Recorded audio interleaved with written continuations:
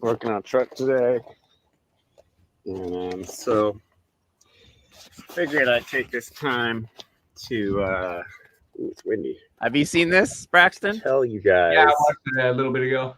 Okay. about a couple concerns I have with my dear friend Justin Pedini, who, while we agree we agree on pretty much nothing whatsoever. I do care for the dude. I believe he's a good person. And last year, Justin Pedini got scammed for a very significant amount of cryptocurrency. I think by someone within this movement. And I made several videos about what happened. They're on my YouTube. It's better. Maybe I should speed this So up. this is a 6.6 turbo diesel Duramax. I remember there was a lot of clunking in this one. Thermostats. There are two on this truck.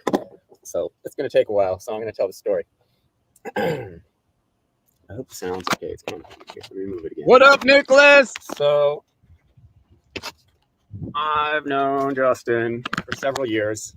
Justin and I have done a number of podcasts together. And I podcast because I want to because I want to figure out. I'm not really interested in doing infield baseball with people, right? And so after a Jesus few Christ. times, Yeah. a heart attack. There's a lot of clunking going A on. few podcasts with Justin, I got kind of bored because he just kind of wants to talk about his occult knowledge, and he just wants to kind of like be around people that agree with him and don't challenge him on any of his beliefs, and just kind of like listen to his wisdom. Justin thinks he's the third smartest person in the world, which I know he says it says it as a joke, but he's definitely wants to be considered the third smartest person in the world. That's for sure. So Justin's a comedian, right? I've gotten in several debates with Justin, but they aren't debates. They're just kind of him telling very loudly what he knows, and if you agree with him, he doesn't listen. For one, he absolutely doesn't listen whatsoever. So he won't listen to anything you have to say.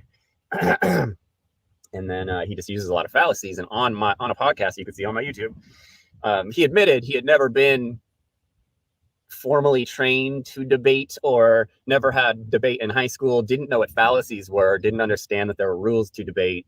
And he thinks everyone's scared to debate him, but anyone who is willing to debate, if they watch any of his content, will immediately not want to debate him anymore, because it's not really a debate, it's just kind of a yelling session. And in the past, Justin has I need to start working. So in the past, Justin's debated like libs, and like normies and stuff. So it's easy as like a truther or a libertarian who is articulate in any way. It's pretty easy to smash a lib in a debate. And so we've only really seen Justin debate libs or people like heavy deep occultists, and it's still, Justin still uses a lot of fallacies in his arguments with these people, but he's on our side for the most part. So, it's kind of funny, you kind of think, oh, is he just joking or trolling this guy? Or is this a bit because Justin calls himself a comedian, which he is. He is a very good comedian. I'm not trying to say he's not a comedian. He's a funny dude, very funny dude. That's a part of why he's so it's a very endearing quality he has. So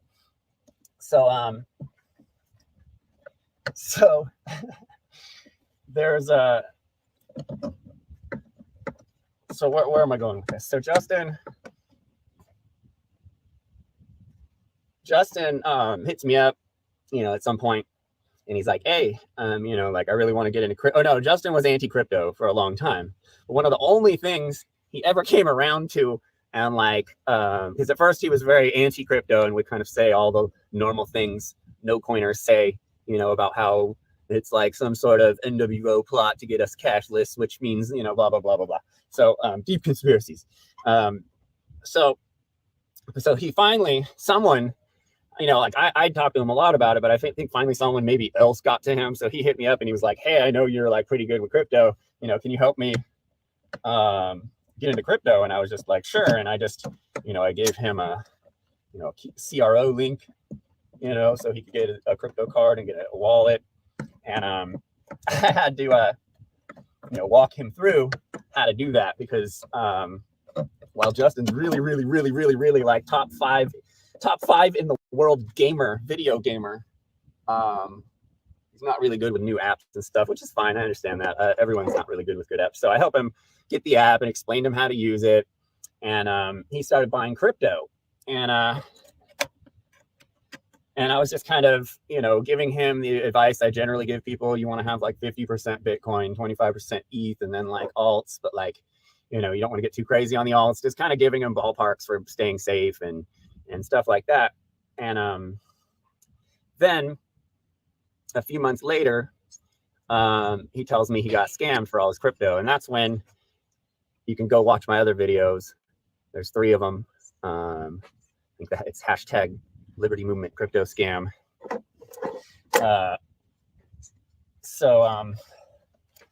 Screwdriver. So that starts all that, right? And then, you know, Justin fell into one of the, you know, typical crypto scams, where he, you know, someone told him, hey, you know, you should put your money in this app and it's going to just like triple your crypto in like a month. Like I'd warned Justin about anything. I was like, look, you know, like you can make your own, I want you to make all your own decisions, but you should run them by me first, just so I know, you know, just so you don't make any drastic decisions that are completely wrong just because you're new to this and you're not, you know, as savvy, you know, as I am on the crypto stuff yet. You know, so he knew. I was like, don't, you know, like everyone in the world is going to try and scam you out of this. So you need to be really careful with it. And so a couple months later, he got scammed and and I was just like, dude, I was really, really, really upset. Because it's like, if he had mentioned anything to me, I would have stopped him, and he didn't tell me about any of it, for like quite a long time. So, so I was obviously super upset that he got scammed because most of the people that come to me who actually like are willing to put effort into getting into crypto, you know, like I tell them all right, like I explain to people how I lost like 7 Bitcoin. You know, I've fallen into every scam coin and app, you know, I've come across it. I work as admin to 2 of the biggest crypto pages on Facebook. Like I've been dealing with scammers left and right since I first bought Bitcoin when it was $270, $280. So like I tell people, you know, I don't tell people how to be millionaires. I just show them all the mistakes I made in crypto. And there are so many of them, you know, there are literally countries that are devoted to scamming crypto from people. So anyway, Justin falls for the scam. You can go watch those videos. I thoroughly cover it in those videos. So some time goes by, and Justin had always been telling me about how him and a bunch of other like truthers, kind of like known truthers in the truther movement, are going to be everyone's going to be putting money together to buy a piece of land, and everyone's going to go out there and live there, like the typical, you know, like the third idea you get once you go, like once your eyes are awoke, once your eyes are opened and you see, you know, fully see what's going on with society. Of course, you want to start like finding other people around you that are similar in that similar place. And communal living is always something that comes up in the liberty movement, but has yet to work once successfully in any way whatsoever. It seems like, you know, maybe something somewhere has, but I haven't seen it. And I've been in a few situations, and It's just too us libertarians are just, or us truthers or whatever, we're a certain personality type, and that certain personality type does not work well in groups. So Justin's like, and Justin knew that I had like the Phillips Ranch project where I bought some worthless piece of land out in the desert here in California and tried to homestead and basically failed because I didn't realize how expensive it is to go live in the middle of nowhere, above all. And the land I bought was right next door to a drone assembly, testing, and flying facility, like Reaper drones for the military. They test them right there. And so I started trolling these dudes, and then they like ransacked my place. They had like a private security company, and they like, I'm not going to take my kids out to the desert, that place anymore after that. I remember battling. So that was a colossal failure. So like I've made mistakes trying to homestead, trying to live off grid. I grew up living on sailboats and stuff, and like I have a certain skill set. I got ADD, obviously.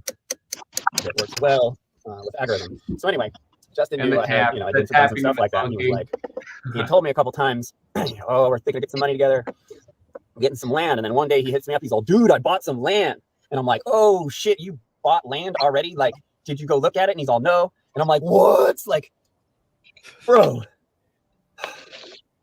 like you can't just. So I was like, oh my god, dude, are you kidding me? You bought some land sight unseen, some really cheap but very large piece of land. If you get a piece, if you're buying like 30 acres for like 30 grand, that's like worthless land, right? That's like desert garbage land you can't live out at unless you have $1 million. So, or millions of dollars, really, because it's crazy expensive to live out in the desert. Just to keep yourself cool, just to have a refrigerator, it's very expensive. Shockingly enough, off grid is not cheap. People think, oh, I'm gonna go live off grid cheap. That's not how it is. So I'm like, holy shit, bro. And he's like, yeah. And I'm like, where? And he was like, I don't even know. And I'm like, what, dude? You don't know where this land is you bought?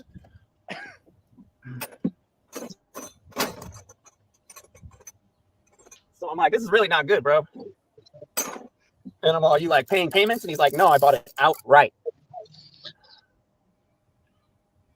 And he's like, yeah, we're all going to go live out there. And I'm like, I know where he bought the land. I'm not going to dox him, but I know this area, and I know it is very difficult to legally get away with living off grid in this area. You, for the most part, can't even pay to have a well dug in this area without having a building permit and all this stuff that they just don't even give out. So I'm like, in my head, I'm like, Justin just bought an absolutely worthless piece of land with sight unseen, doesn't know where it is, doesn't have the address, but like just signed some paperwork and paid in cash for a piece of land. All right, well, I got to stop that there. To see the rest of it, go watch. But it eventually, to Cliff Notes it, Larken had convinced Justin to buy this piece of land in Arizona, which wasn't originally Justin's plan. Justin wanted to have several homes on this piece of land. He wanted to do a communal living thing, and he wanted to do it somewhere else. It was like he was trying to buy a place in Mexico, and then all of a sudden he bought this place in Arizona, and I'm like, what the hell happened with Mexico? And he's like, oh, Larken picked it up for me. And I'm like, oh, and Larken lives in Arizona, right? And he's like, yeah. And I'm like, oh, okay, that makes sense. What's up, Devin? Get up here. And and so I was like, okay, that's kind of sus. And then I was like, all right, well, I'm gonna go look at it because I've done this before and I know how difficult it is. So I'm gonna go look at it. And he was like, all right, let me hit up Larken for the address. And he like hit up Larken for the address. I hit up Larken for the address. We did crickets. And we're just like, okay. So the day came around that I had scheduled to go out to Arizona, and it's still crickets. And I'm like, what's going on, Justin? You don't know the address of the band? Like, you can't, like, I don't get it. This is crazy.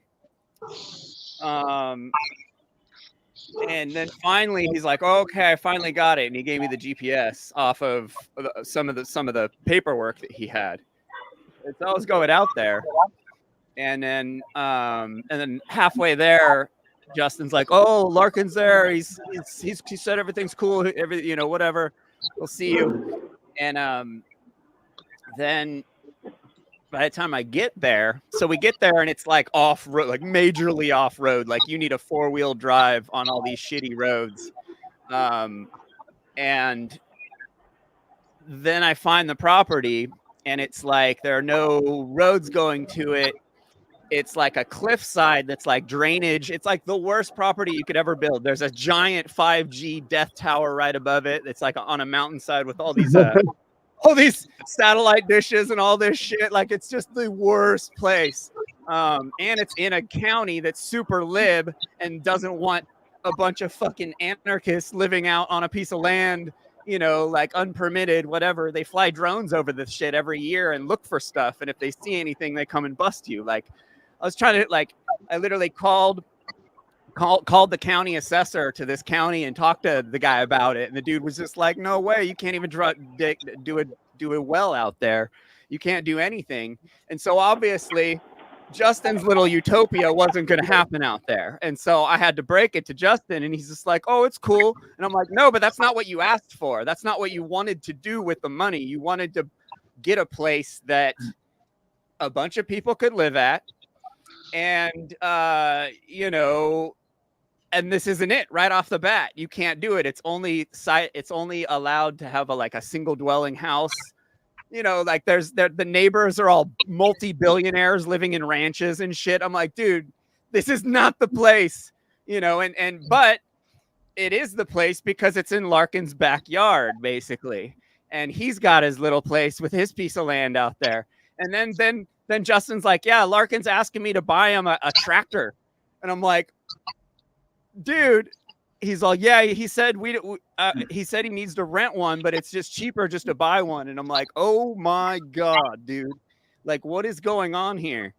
And so I being someone who has gone through all that before, understood, what was going on. And it was just, and then I made that video because I was just like, I couldn't handle it anymore. Like it's too weird.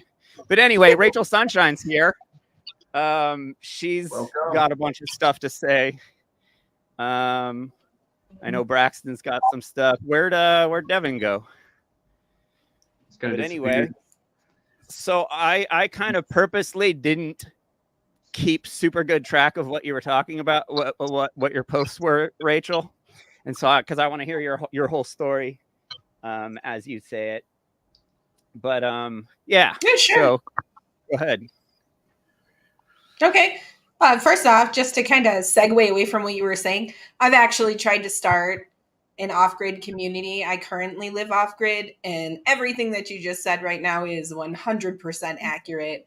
It is expensive as hell to live off-grid, and most counties have regulations where you're not allowed to do anything without a permit.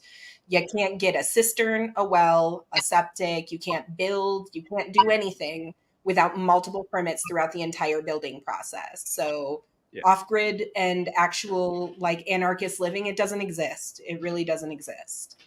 Okay, so I'm just going to start at the beginning. A couple weeks ago, I hear that Larken Rose's friend group kind of had a shift. Several people were kicked out of this group.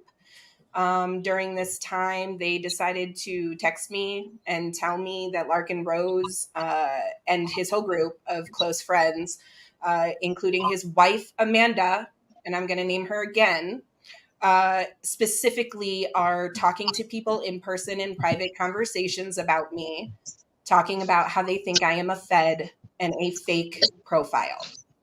So after this falling out with a couple of people, they messaged me and said, hey, I'm having this situation. I wanted to let you know about it. Larken Rose and his group of friends are telling me that they think that you're a Fed. They have done this multiple times, and I shouldn't have listened to them. And I'm really sorry about that. And so I was like, okay, yeah, I understand. People get called a Fed all the time. But she named somebody that I didn't even know. she's like, you know, the person who's been talking the most about this is actually Erica. She uses the name Erica. I'm not friends with any Erica. I do not know any Erica. I've never spoken to any Erica. So for like 5 minutes, I'm sitting there like, no, seriously, tell me who this Erica is. Like, I literally don't know who you're talking about. I know it sounds like I'm joking because I'm usually very sarcastic, but I truly don't know an Erica. And so she says, Erica Sabo, she thought that you were going to steal her boyfriend from her. And so her and Amanda have been talking about you because she's scared you're going to steal the guy that she was dating. This guy and I are friends on Facebook. Like, I commented under one of his memes, and I guess suddenly she freaked out. He actually called me up and was like, hey, I just want to let you know I'm talking to somebody. So, like, you know, it's fun to say stuff on Facebook, but like, she's really upset. And I was like, oh, hey, no problem, man. Best of luck for you guys. Like, I wish you all the love in the world. I truly believe in love, so I'm not a homewrecker. And so I just said, you know, I wish you all the best. And that was it. We actually stopped being friends for the several months that they tried to date. And then they broke up again, and he friended me again, and we've been friends again. So I joked around with him, and I was like, hey, dude, your ex-girlfriend, she's calling me a fed, dude. And he actually wrote me back, and he's like, yeah, her and Amanda, they like literally interviewed me and was like, under a white light, do you know who she is? Is she a fed? Is she a fake profile?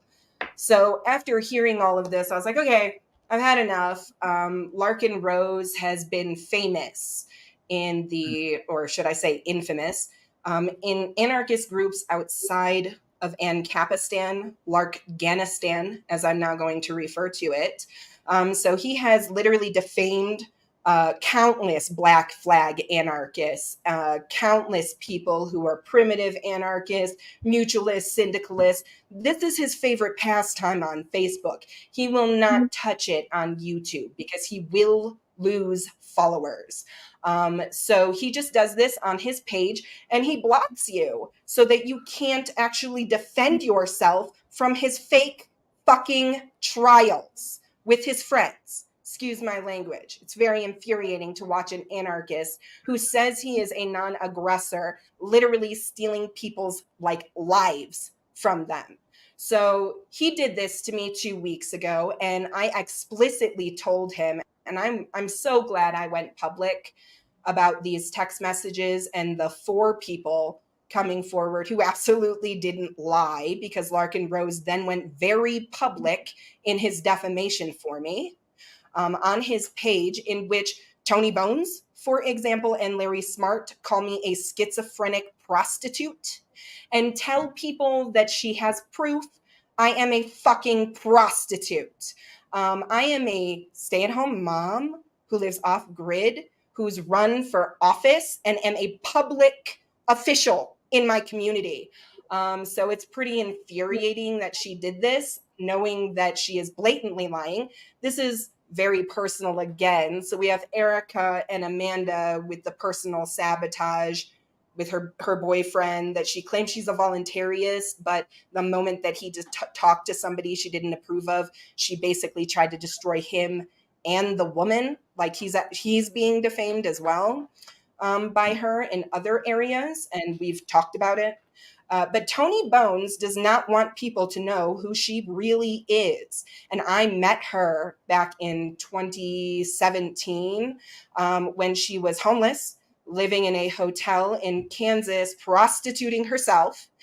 She can totally sue me on this. She took a man who was already married. He came out to Kansas, picked her up, brought her to his wife's home.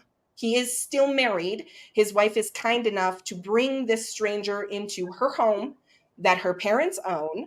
And she actually finds Larry and Toni getting naked together one night in the basement. They end up having a domestic violence dispute. She starts beating him with her keys, and then she calls the cops. Larry is bleeding, so she is taken away. And Larry and Toni proceed to steal her house for the next 3 months until she can evict them. and get them kicked out by the courts, and at which point they flee to wherever. During this time, I tell Larry, like, stay the fuck away from me. Holy shit, you are one of the most immoral people I have ever met. Your wife is my friend. I cannot believe that you actually did this, like, in front of everybody. I literally had Toni Bones come into my house, like, one time. She was really horribly drunk, and she was talking about stealing her children back from Kansas because the state of Kansas had taken them from her. And they were under full custody with her aunt. And so she was conspiring, and Larry was conspiring to, take them back from her aunt. They're her kids, so I don't disagree with that. But they were literally conspiring. And in my house, she looked at my daughter, who was like 9 months old, and said, "Oh my God, your daughter is so cute. I wish that I could steal her." This is literally as they're conspiring to steal children. And I told her that I would stab her and watch her bleed out while I made dinner for my family. So I'm not interested in Toni Bones' bullshit that she is saying about me. If she does have naked pictures of me, that is from when my ex-husband, who I divorced immediately upon finding out, leaked me on the dark web back in 2015 in the hopes of making a lot of money. So if Toni Bones has any naked pictures of me, they are from human trafficking and completely illegal. Yeah, exactly. What is that called? Like the retaliatory porn? That's what she's doing to me. So she can fuck right off. And I am more than happy to go toe to toe with that bitch. For Larry Smart to lie to her and say that I slept with him is disgusting. I am not physically attracted to Larry. I have no other Johns. So if Larry is the only John that comes forward and says this, maybe he lied to Toni so that she would feel better about her guilt for sleeping with a married man in his wife's house. So that is the down low on that. Calling me schizophrenic, because I will not divulge the 4 people who told me that Larken Rose and his wife, Amanda and Erica, are defaming me. And then they told me, haha, I'm not going to stop anything. I'm going to teach you a lesson. Then blocked me, went and made a public post, said that I was lying and made it up, which I didn't. I have all of these text messages. Multiple people have seen the text messages.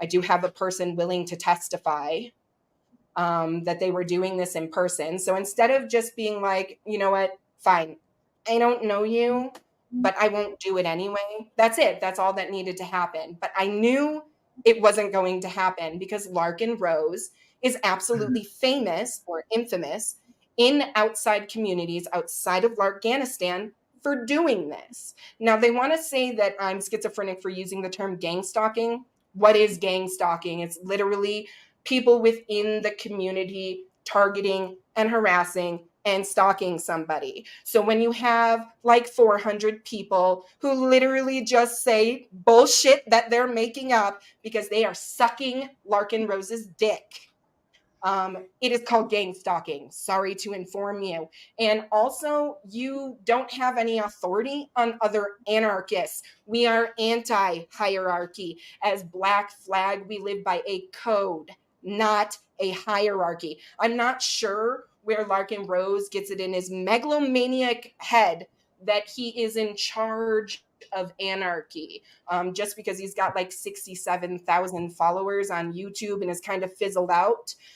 We could talk about how he literally used all of the information in my book to do his latest video yesterday, in which he finally comes around. Congratulations. He finally comes around and says, hey, these sociopaths, he's talking about himself, are not going to stop until they have negative consequences. So we can't just ignore them into oblivion, because they're not going to stop until they have negative consequences. He even says, I can't give you the solution on this. He can't give you the solution because I didn't print it in my book, you guys. I literally said, Nobody's ready for that. And so I made it a public post back in 2020 about what that solution is. That solution is actually a 28th Amendment. It is a clause in the contract of the Constitution that voids out the Constitution. When you are a signatory of a contract, you can both just come together and void the contract with a void clause. And so you could just do that with the 28th Amendment. You can literally void out the federal government, anybody who works underneath it, and disseminate, like eliminate the debt that they have acquired. We can do anything that we want to because we are the sovereign power. So he didn't have that answer because he's not a 22-year legal constitutional scholar like myself, where you can see, like, for example, I like books and I read them. I do not ignore the government. And we are in this situation right now because Larken told like 33 to 65,000 people, like, just ignore it. It'll go away. Reality is, if you just ignore tyrants, you can ignore them out of existence, right? And I'm gonna bet big money on the fact that Larken Rose watched my interview on Wednesday with BG Cast and Steve Stathis, in which I explain all of this in that hour-long interview. And then he goes on to his YouTube yesterday and says literally exactly what I said, just in layman's terms. So now I'm on his YouTube saying, what the fuck do you think you're doing? I have published this book 3 years ago. 3 years ago. And now you're claiming this anarchist philosophy without literally just saying, hey, Rachel, good job. You know what? Maybe you are right. Maybe we do actually need to do something. Maybe we can't just ignore it. And maybe if he was an actual human being and not a fucking sociopath, we could come together with a working together agreement. We could actually discuss any and all viable solutions to getting rid of this illegal government. But instead, he is taking my ideas and my philosophy that I have given to people freely. Because the idea that government is illegal should be an awareness for everybody, and asking for donations for my ideas on his YouTube. Now, I don't care. Use my ideas. Give me credit for it. And also, don't ask for money. Don't fucking ask for money because it is not your idea. You did not create it. You didn't do any of the research. I have been doing 22 years of legal research on this. That is a huge fucking deal. I have 2 degrees for this research. I was top of my law classes. I created the pre-law society at my university. I created the mock trial team at my university, and we placed first nationally in its inception year. I garnered 3 of my friends $30,000 in scholarships to the law schools of their choice, and I literally got a full ride scholarship to law school for my research on illegal court rulings. So no, Larken Rose, I am going to blow you out to fucking death for trying to steal my identity, for trying to steal my ideas and my philosophy. Fuck you, fuck your friends, and fuck everybody who follows them. The end. Wow. Hell of an intro. Yeah. So, okay, so you hold office because I was wondering. I've held office. Yeah. So once you hold office, you don't really become a private citizen again. Correct.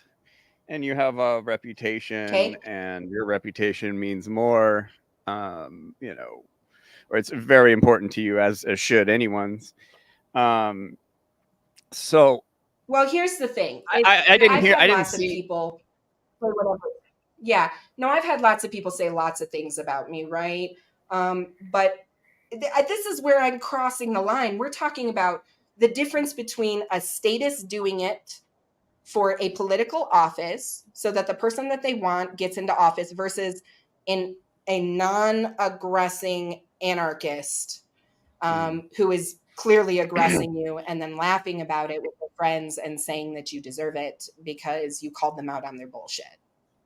I just want you guys to know there are literally about 15 people in my inbox right now who have reached out to me and been like, I'm so sorry. You know what? Larken Rose did this to me such and such time. Yeah. And I get to hear all of these stories. Yeah. It's funny. While Well, he's asking for money. yeah. So I didn't see Toni or Larry around for a while. I figured he probably killed her and stuffed her in a fucking hole somewhere. But then they popped up and she had posted some super public stuff, which Toni has done a lot of over the last decade that I've known her. And I don't know, that's all of that part is kind of just, it's like typical Liberty Movement drama with all the same characters. We need to it's pretty stop funny. Well, I mean, it is the same characters. It's the same characters. We have to keep dealing with this. You know, it'd be one thing if he was defaming me, or even telling the truth. You know what I'm saying? If he was telling the truth about me, I'd be like, shit. Well, yeah, fuck. Yeah. That's the end of that Well, for me. if he's right, all these guys it's are plagiarists. It's literally all lies. Yeah. Yeah, all these and guys then are he's plagiarists. plagiarizing me. So, like, he literally has a motive to defame me, to get people to stop following me, and then he swoops in and now has a new theory that we all need to actually do something, and he's not really sure what the solution is. Really? Are you serious? This is insane. Yeah, I don't like Larken Rose at all. I find people who cheat on their spouses to be highly questionable. I do.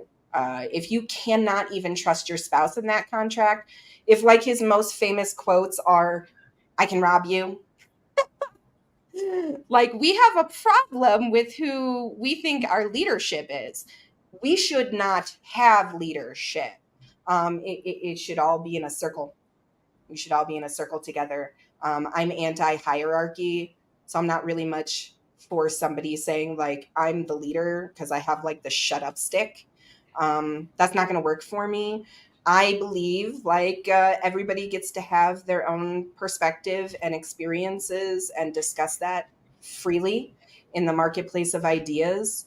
That includes vegans. Yes, it does. As a matter of fact, I fully support you guys with what you have been doing in regards to helping animals and humans. And I actually did some research last week to see what would happen if everybody went vegan. And I was pleasantly surprised to find out that most of those animals would actually be bred off out of existence, and that human beings would be using less carbon, that we would have less issues with agriculture. And I'm definitely looking into it. So I don't dismiss people for my own personal gain. I don't need anything from this. The only thing I have for personal gain out of this whole situation is my own personal freedom and my children's own personal freedom. That's literally all I want.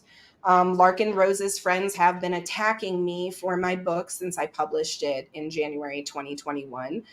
They're disparaging my book on his page as he claims he's never heard of it before. So that's like awesome, dude. And so, yeah, the book is basically we have an illegal government and we need to do something about it. And all I do is explain how they're illegal. So I explain how the Constitution works. And, you know, I've been studying the Constitution since I was 7. Braxton, how much you want to bet this is misguided anger from the old show, and the whole the whole you know, like traveler, you get what I'm saying? Oh, you mean Braxton? like the whole like sovereign side of the? Well, yeah, because like every time I've watched you and Devin argue with Larken Rose, and his points he's making are points I made to him years ago, which were good points. And then remember how hard we were watching his shows every day and completely making fun of him all day long in front of 400 people, 500 people sometimes during the Pauly show.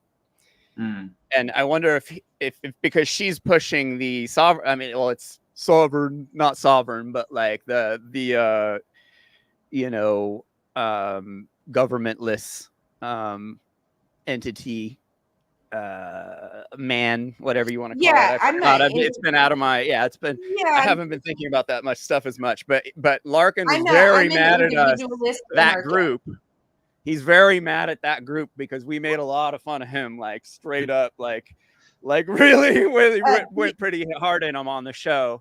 And so I'm wondering if it's like a little bit more like, because he's a hothead, and that's one of the reasons why like I can't stand the dude. You know, like if you can't control yourself, you know, like ooh, you know, like it No, just well, and here's yeah, the thing. the begging too is really bad. He's got his fake lanarchist. He's got his fake lanarchist closed trial judge executioner BS. Yeah. You know, he's got his own fake government going on here. For any of us who have actually studied hierarchies, he's got one. It doesn't matter if it's 14,000 people, because we all know that like towns of 14,000 people can have a hierarchy. Yeah. So it does exist. He's got like his own little imaginary government here, where he thinks he actually lives in anarchy, and he's unilaterally decided through closed door sessions that I'm guilty in Larkanistan. Right. Yeah. So I just decided, you know, I knew that this was going to happen. So why not just bring in my illegitimate government of choice? So my illegitimate government of choice is the US government. Mine's just bigger than yours, and you're crying about it. Secondly, when they didn't like that choice, then I said, okay, well, then my other fake court has decided that I get to shoot you. I get to shoot you for aggressing me. And that court unilaterally, they unilaterally and unanimously decided that, basically because it was one person deciding it. And that was me. And they didn't like that either. They said, whoa, like that's too aggressive. Like, whoa. Then you can't deal with anarchy. You crave the government, actually. You need the protection and the monopoly on violence that the government has in order to continue aggressing people for your own illegitimate and unlawful hierarchy. I mean, I don't know how people aren't seeing this, but it just seems like there's something called the coordination theory, where people are gathering together and taking Larken's side because they simply think that he's going to win. Not that he's right, but that he's going to win. Yeah. So what I can't get past is because I used to be really involved in all the liberty movement drama and stuff like that, and focusing on a little bit too much on these people that I don't even know, that I don't even really agree with much, that I definitely wouldn't want to be around or hang out with. You know, I haven't a clue what Larken Rose has done in the past 5, 6, 7, 8 years. And like, I kind of agree with him on the old ignorance thing. Like with certain people, you know, you could kind of choose to ignore this fake hierarchy that we call the true for libertarian, or the, what do we call them? Celebritarians. You know, it's very easy to ignore these guys because they're all just plagiarists, like these Adam Kokeshes and Larken Roses and Will Kellers and all these dudes that are just kind of ripping off what the guys have done in the past and then begging for money over it. And that's just always driven me crazy, because I'm very much like a don't quit your day job if you're going to be an activist kind of person. And so I was seeing your post, and you were saying you're going to take them to court for slander, and I was like, oh, you got to show some kind of loss. So I didn't realize you know what you're talking about at that time. I realize that now. But yeah, I mean, it's very easy to get caught up in all this drama because it feels like there's only 200 of us, and it feels like it's 200 of us against the world. And, you know, it's really easy to spend a lot of time and energy and stress out a lot about these people that don't really matter at all whatsoever. And I just keep seeing people getting really turnt about Larken, you know, from the sidelines, and I kind of get involved a little bit, you know, and I see it because it is obnoxious, you know, like, and it is kind of creepy, And like, well, here's the thing. You keep ignoring it and it's going to happen to you. Keep ignoring it. You really think, that's the thing. That's why I don't agree with him. My sister is a psychologist, so it's well, really easy to I don't think discuss we should things with ignore her. government. I wasn't saying that. I was just saying we could easily ignore Larken Right, but if Rose. you ignore other hierarchies that are completely illegitimate, one day they're going to turn on you. There's not a doubt Yeah. in my mind. So Oh, once they they've turned can't on me a eat bunch from the of times. outside, Mm-hmm. Oh, I'm sure. Yeah, I've seen it. But once they don't have people to attack like me and you, Yeah. who do you think they're going to feed off of? Do you think that they're They going get to very find something comfortable. else, or do you think they're going to find the closest victim to them? We bring some sort of balance to something that's completely lopsided.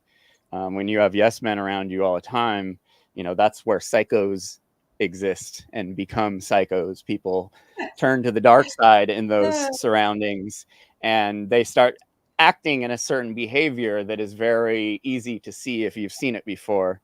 And I've seen it before with Liberty Movement people. And it took me 10, 15 years to get away from Luke Rudowski's people and Adam Kokesh's people and, all these guys. And because whenever I've involved myself with them in any way, things turned out terrible.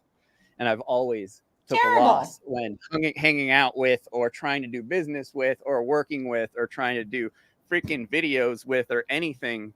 It's always ended up terrible.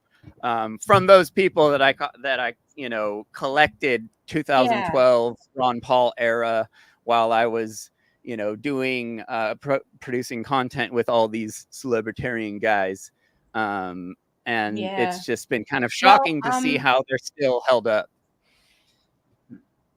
Yeah, well, I'm going to make a confession here. I come from a pretty dysfunctional background. My family is filled with a bunch of psychopaths.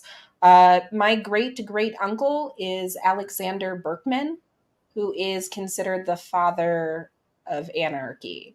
So he was Emma Goldman's little boy toy, and he tried to assassinate Henry Clay Frick. So his brother was my great grandfather, who was a spy for the U.S. during the Cold War. He stole back the German Royal Crown jewels from Russia during the Cold War, and he is in the Library of Congress. So the Berkman family, my family, my mother's family, is well known in the anarchist community. And I come from that kind of spirit and fire. My dad's side is Chickasaw, Mississippi Choctaw.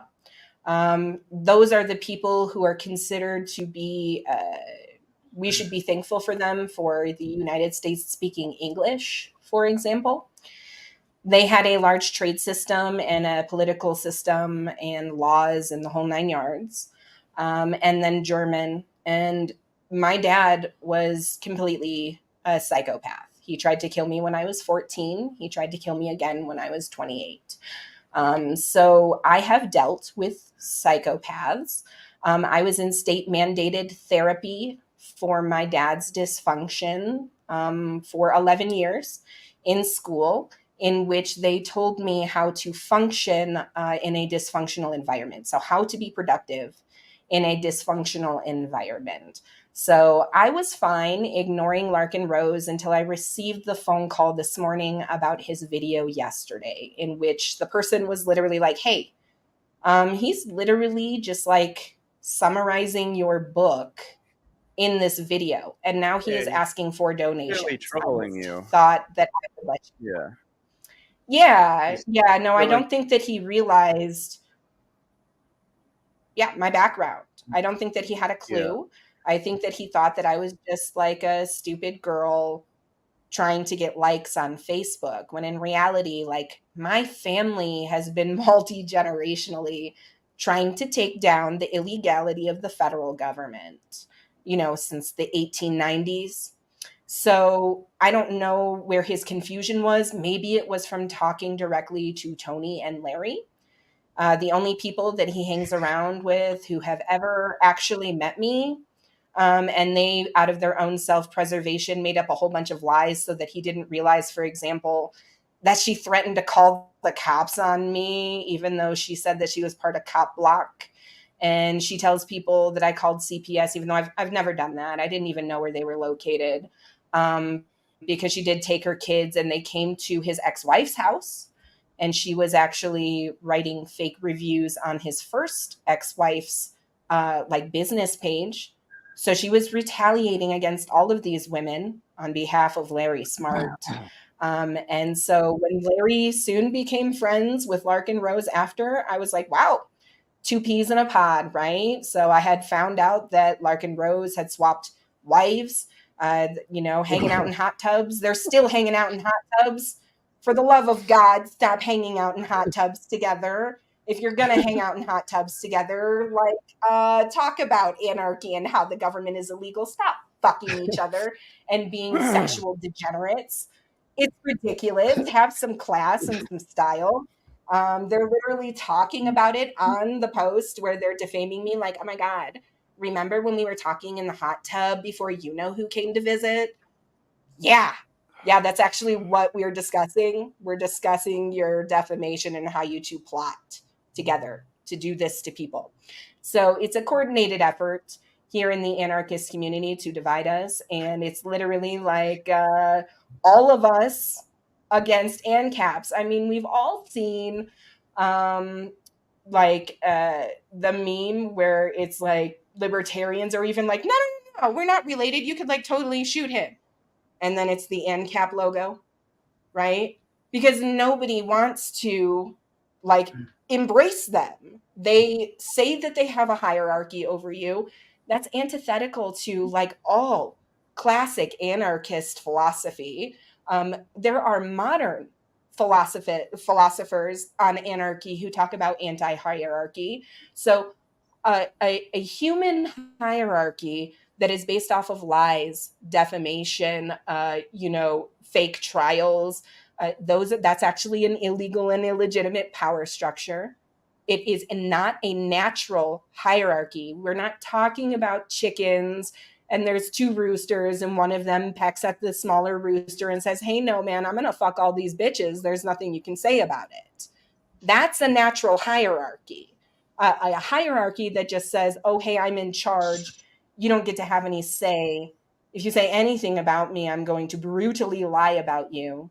I'm going to have an entire community join me in this. We are going to try and silence you. And we are going to say anything that we possibly can while saying, haha, you deserve it. Now, what was I supposed to do? Am I supposed to do anarchist retribution and leave my children without a mother for 25 years to life? Is that what I'm supposed to do? Because we all know that it's not going to happen. Anarchy is not real. Whoever is living in anarchy right now is living a delusion. That is why I wrote my book. You have to fix the solution. Otherwise, you have to fix the problem. We have to come to a solution. Otherwise, we're just ignoring it until when? Until when? When are we going to stop ignoring it? We've got fascism. We have people in control of our food. We have people in control of what we can say. We have control of we have people who are controlling us with laws that don't even exist. And we're all sitting here crying and making asses out of ourselves so you can donate to us. Please, just donate, right? When we should be actually coming up with solutions. And it's a disgrace. It's a disgrace. I am sure that my great uncle would literally slap me across the face and be like, what the fuck are you doing? What is anarchy today? That we are sitting, back in the day, they didn't fight with each other.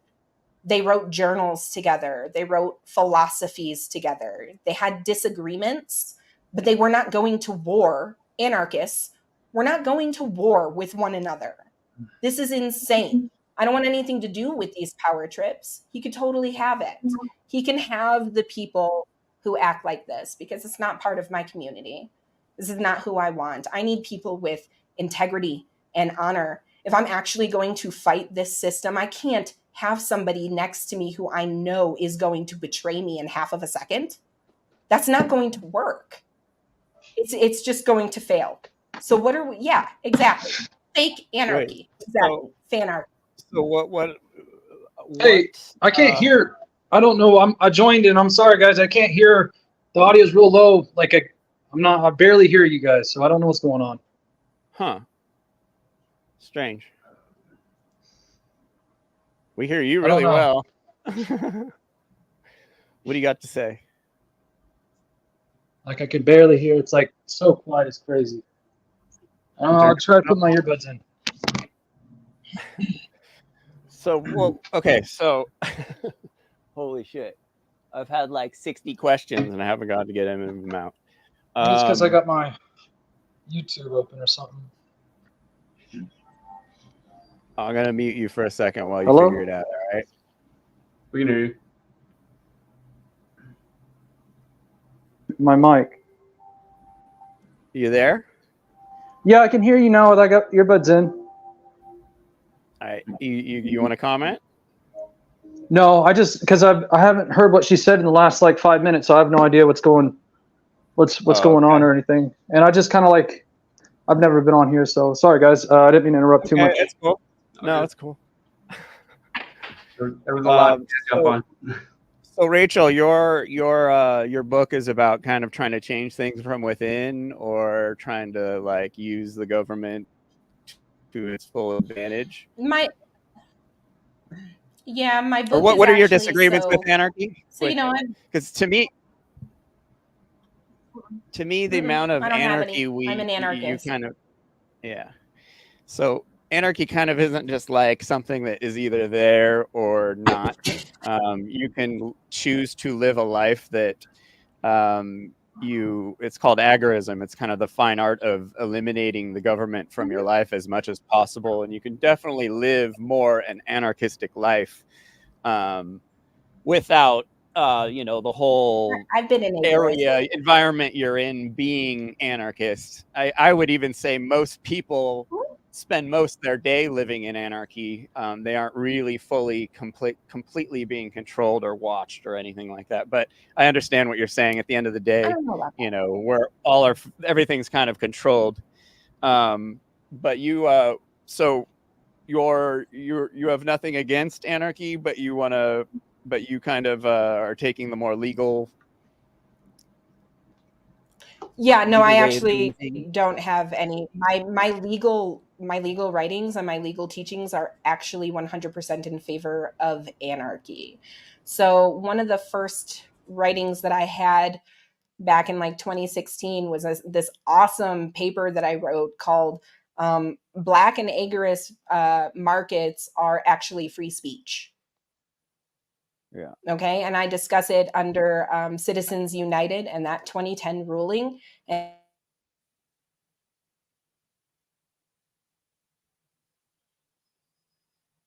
did we lose her? She froze. Are you there, Braxton? Yeah. Okay. I was just trying not to make too much noise. I was getting into some pineapple. Need some refreshment. I think she probably doesn't know she's frozen, and she's probably just continuing to talk. Okay, so wow, that was a lot of information to take in. Yeah. So I guess it makes sense because like I was saying, Tony Bones popped up the other day and like wrote this entire thing that was just typical Tony nonsense, super drama. Just babies having babies and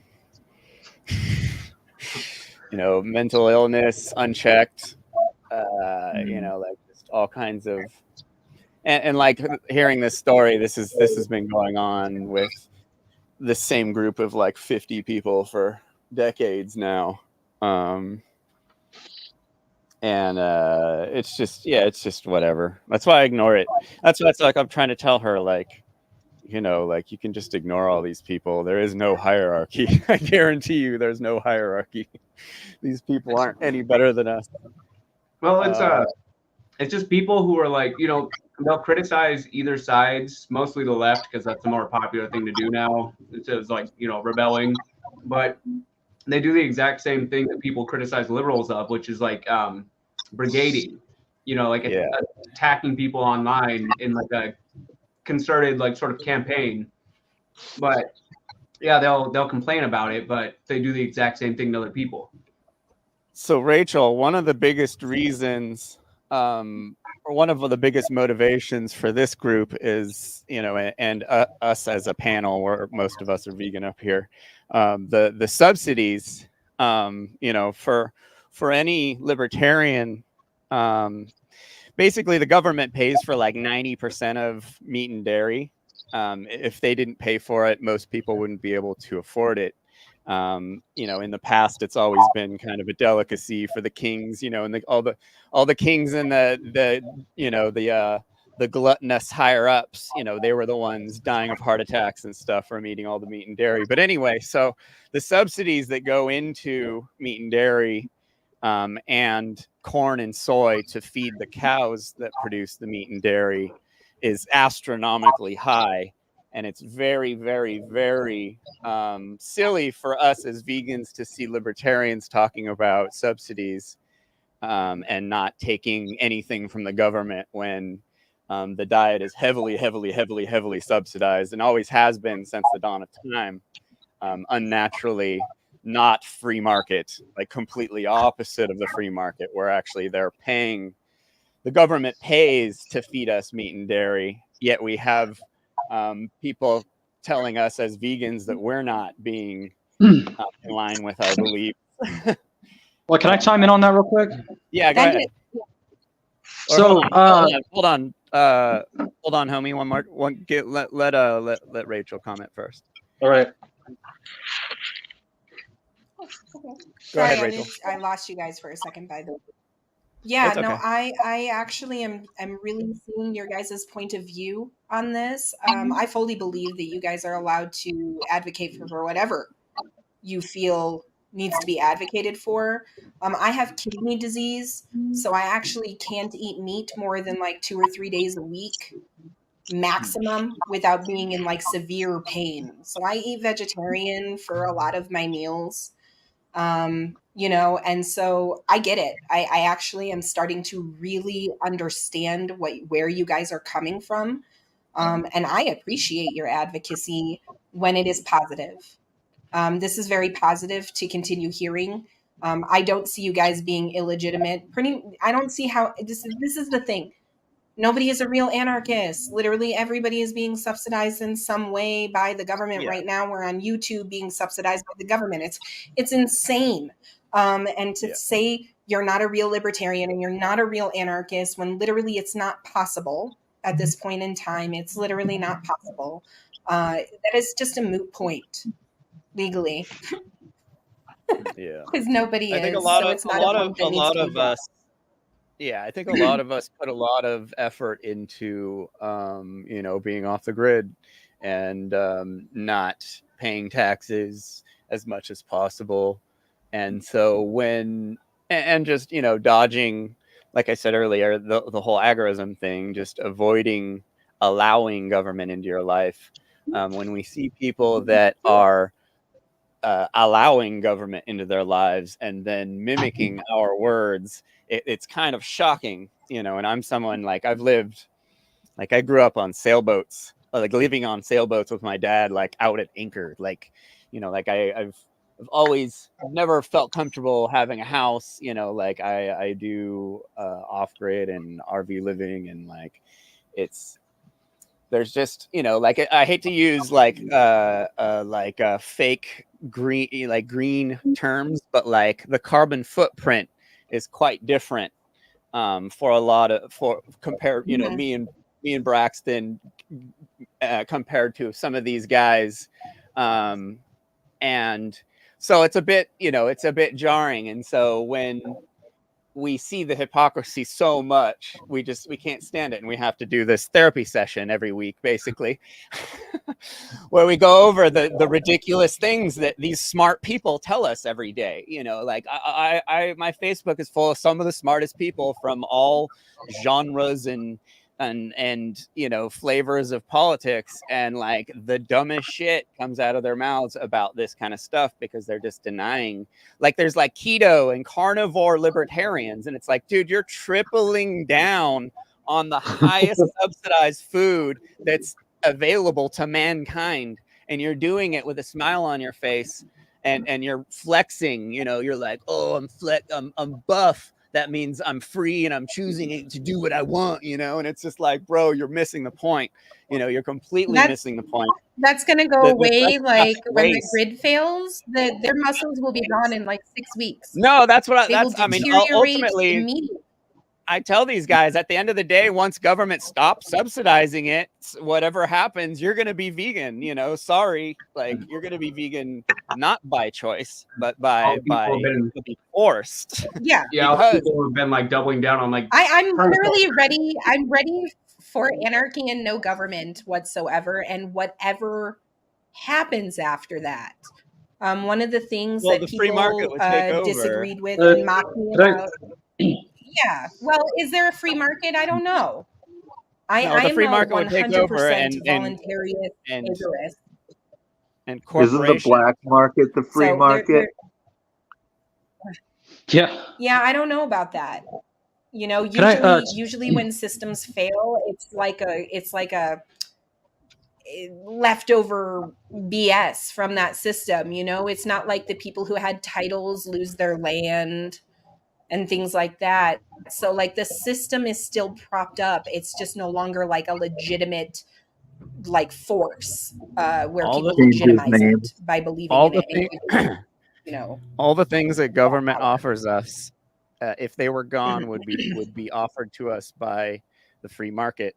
And these free markets would, and these services would be, you know, there'd be tons of companies, you know, willing to pick up your trash for a really low amount. So they'd be, you know, instead of monopolies where government's just like, you know, you're gonna pay the most amount of money and get the littlest amount of service. You got to have competition, but yeah. So, you know, I don't see, you know, a lot of people have like think it's going to be like a Wild West if government's gone, but really the greedy corporations will start offering us things that are really quality things at a low amount of price, because they're going to have to compete instead of just getting everything for free from the government. And so they're going to, you know, and then the government, the people are going to vote with their dollar, which of these companies is giving the highest quality products for the lowest amount of money. And that's free market. The subsidies on animal products help the military industrial complex profit. So it still feeds back into the for-profit system of capitalism. It's not aside from capitalism that, you know, it's not like a deviation because there's subsidies. It's just a shortcut. It's just a way for them to have an excuse to colonize land because they need to feed people. And the thing that causes the most land use is the most effective for war propaganda or war advances. So for them to, if everybody were to eat more plant-based or vegan, you would only need a certain amount of space, and you wouldn't have that excuse to go into countries and steal the resources of the land anymore. Yeah. So that's what I wanted to say as well. You're right. It would crush the industries. I mean, there would be so much call for land. It takes 1/6 the land. They did a study. I believe it was Eating Our Way to Extinction, where they covered that we could actually rewild 75% of the world's land if we went vegan, because it only takes 1/6 the land to feed a human. And they tell us that we're going to eat all the plants. You know, their logic is not logical at all. It's based in their emotions attached to the animal products.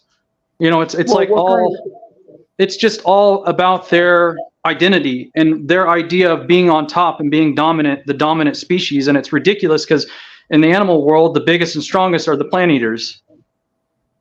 Well, either way, we don't need to be a dominant species. We're not a fucking cat. If I look at a lion, I'm really glad I'm seeing it from a fucking zoo. I'm a plant eater. I have flat fucking teeth.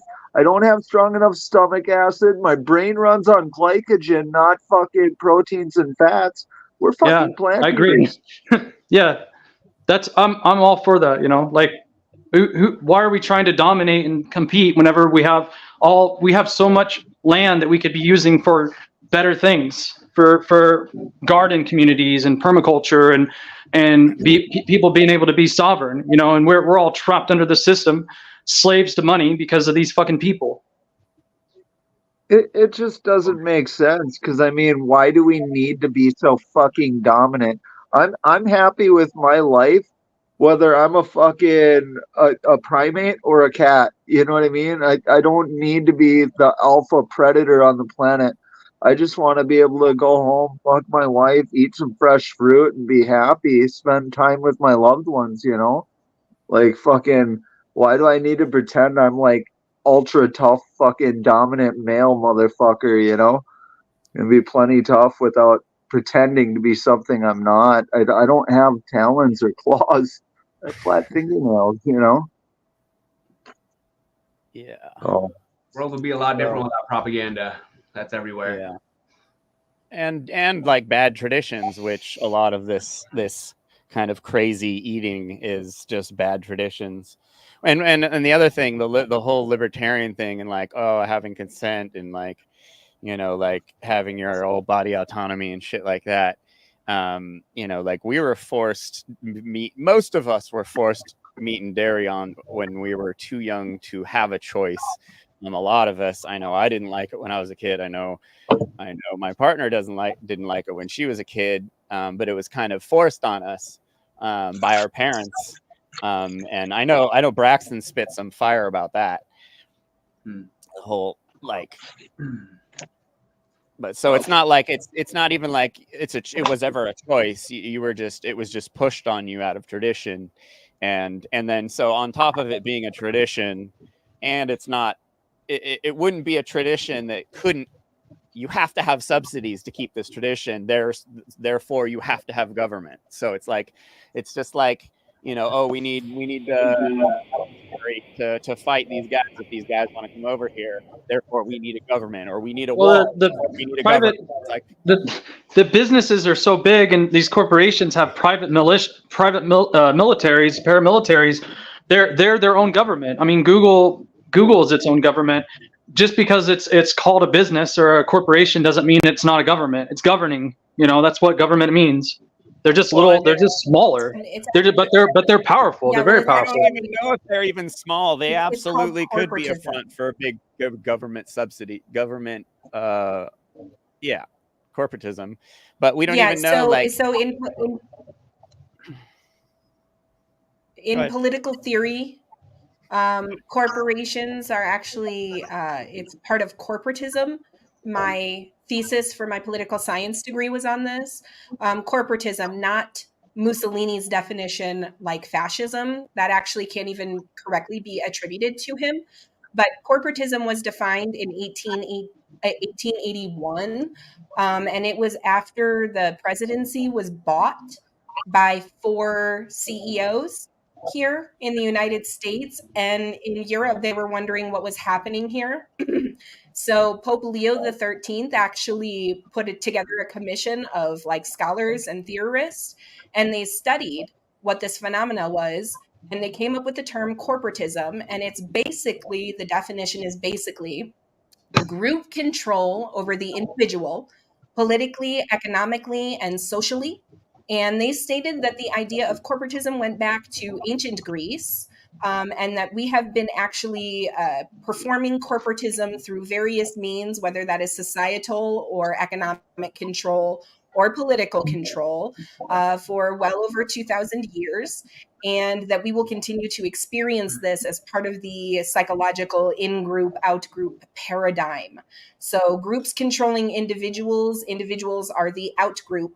The actual group controlling us is the in-group, and they receive their justification through government, and then government giving them legitimacy. So whether they're a private society or a society, a corporation.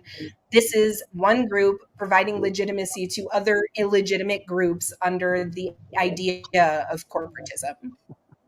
Yeah, it sounds. I'm against it. Like conceptually, ideologically, I'm against like corporatism because I look at it as like a form of democratic thinking as well, like numbers based. You know, I'm against all numbers over morality concept, like schools of thought. Yeah, it's just majority rule.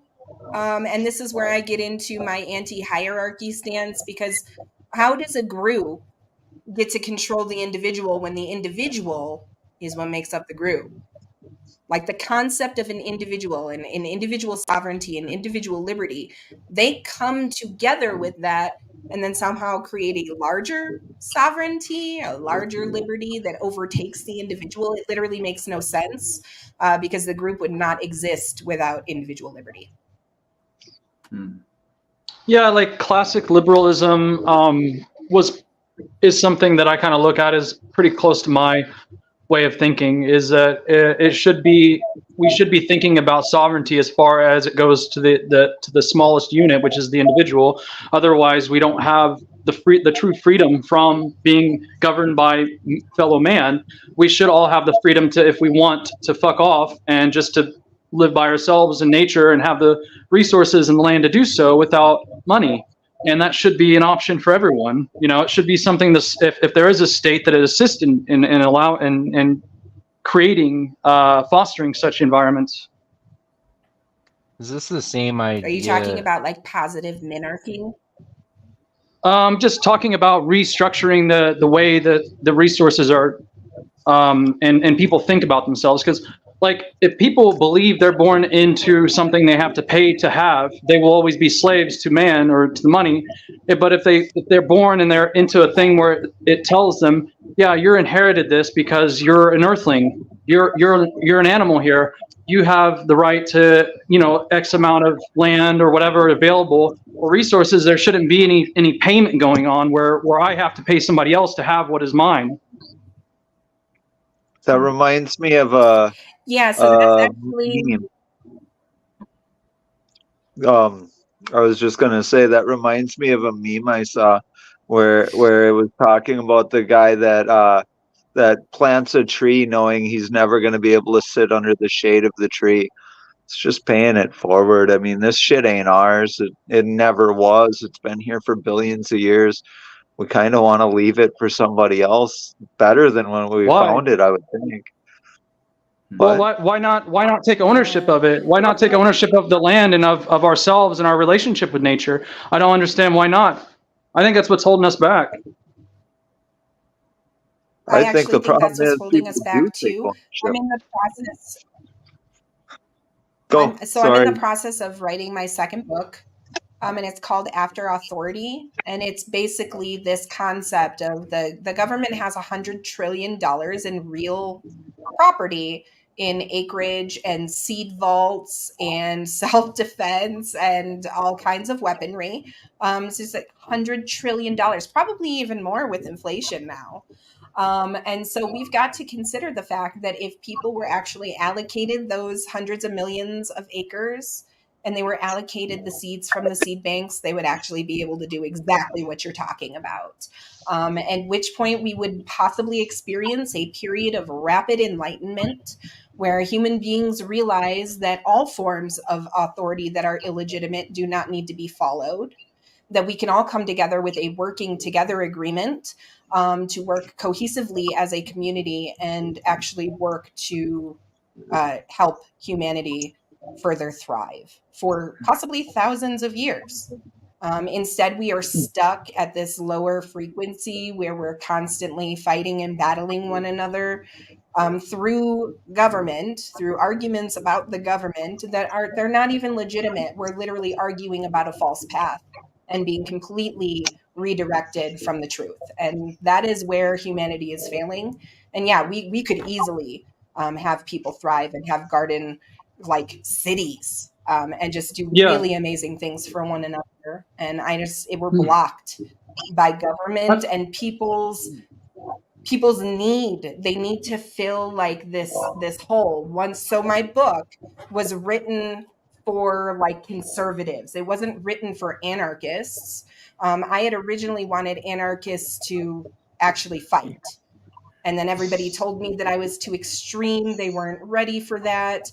We'll be obliterated. The list goes on. I heard about it for months. And we're talking about like my really good friends who were the Boogaloo Boys, right? Like I started the Boogaloo movement. We're getting with these demonetized guys. now. And then all of a sudden, yeah, and then all of a sudden they just disappeared, and they were like, "No, I'm like way too scared," right? So I was like, "Shit, everything that I've like invested into my life for the last 5 years is like suddenly just disappearing, and all of these people are like, I can't do that. I've got to fall under the government, no matter how illegitimate they are." And so I wrote this book, kind of like as therapy, word vomit. You know, I knew about this from 20 years ago when I was in school, and I was like, wait a second, they're actually pulling this off. I wrote my book in a day. I have never edited it. I don't care. It's literally like a pamphlet that you pass off to somebody when you're hanging out with them on a Friday night at a bonfire or at a bar or whatever. You're supposed to be talking about this. You should, it's not something I want to make money off of. I literally just want people to realize how illegal the government is. And I have had thousands of statists realize that the government is illegal just by succinctly explaining this to them. They cannot deny it, right? And once we get to a point where like millions of people realize, holy shit, like it's not just government placing this hierarchy over me, it's like BLM or whoever, these societal, economic, and political controls, that they're just going to shove it all off. It'll all be gone. And the way that you do that is by voiding out the government. Because once you void out the government, their voice can't be amplified. They cannot have private property that they own. Okay. So it all just ends very abruptly. Yes, the government owns their own private property. You ever try and go onto national forest land when they tell you it's closed? They will give you a $10,000 fine. So it's government owned land. It's private. It's not public. I don't care what they say. I've dealt with them. I have worked with the Forest Service, and it's just not the case. They will shut it down, and they can arrest you, and they can fine you.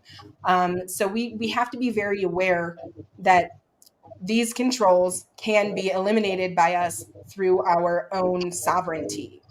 Okay, the Constitution, it's a contract. It's a contract between two parties. Okay, the American people, in a nutshell.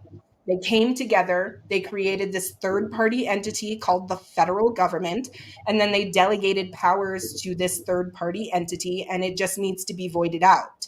The Supreme Court has ruled that it's a perpetual contract that you cannot secede from, and you cannot, as a state, remove yourself from the federal government. I've done research on this. It's actually pretty ironclad. So that's why states can't secede, okay? Because they agree to go underneath this contract. The federal government, however, is working outside of it. They're working outside of it. They granted themselves the power to work outside of it. And for that, the Constitution is void on its face. In contract law, when two parties are not following the contract, and only one of them is responsible for following the contract, and the other one gets to do whatever they want, that makes it illusory and it's void. It's immediately void. So somebody at some point, I'm going to point my finger at Alexander Hamilton, for example, voided the contract when he had other Americans sign it and put them under the authority of it when he had no intention whatsoever of working inside of it.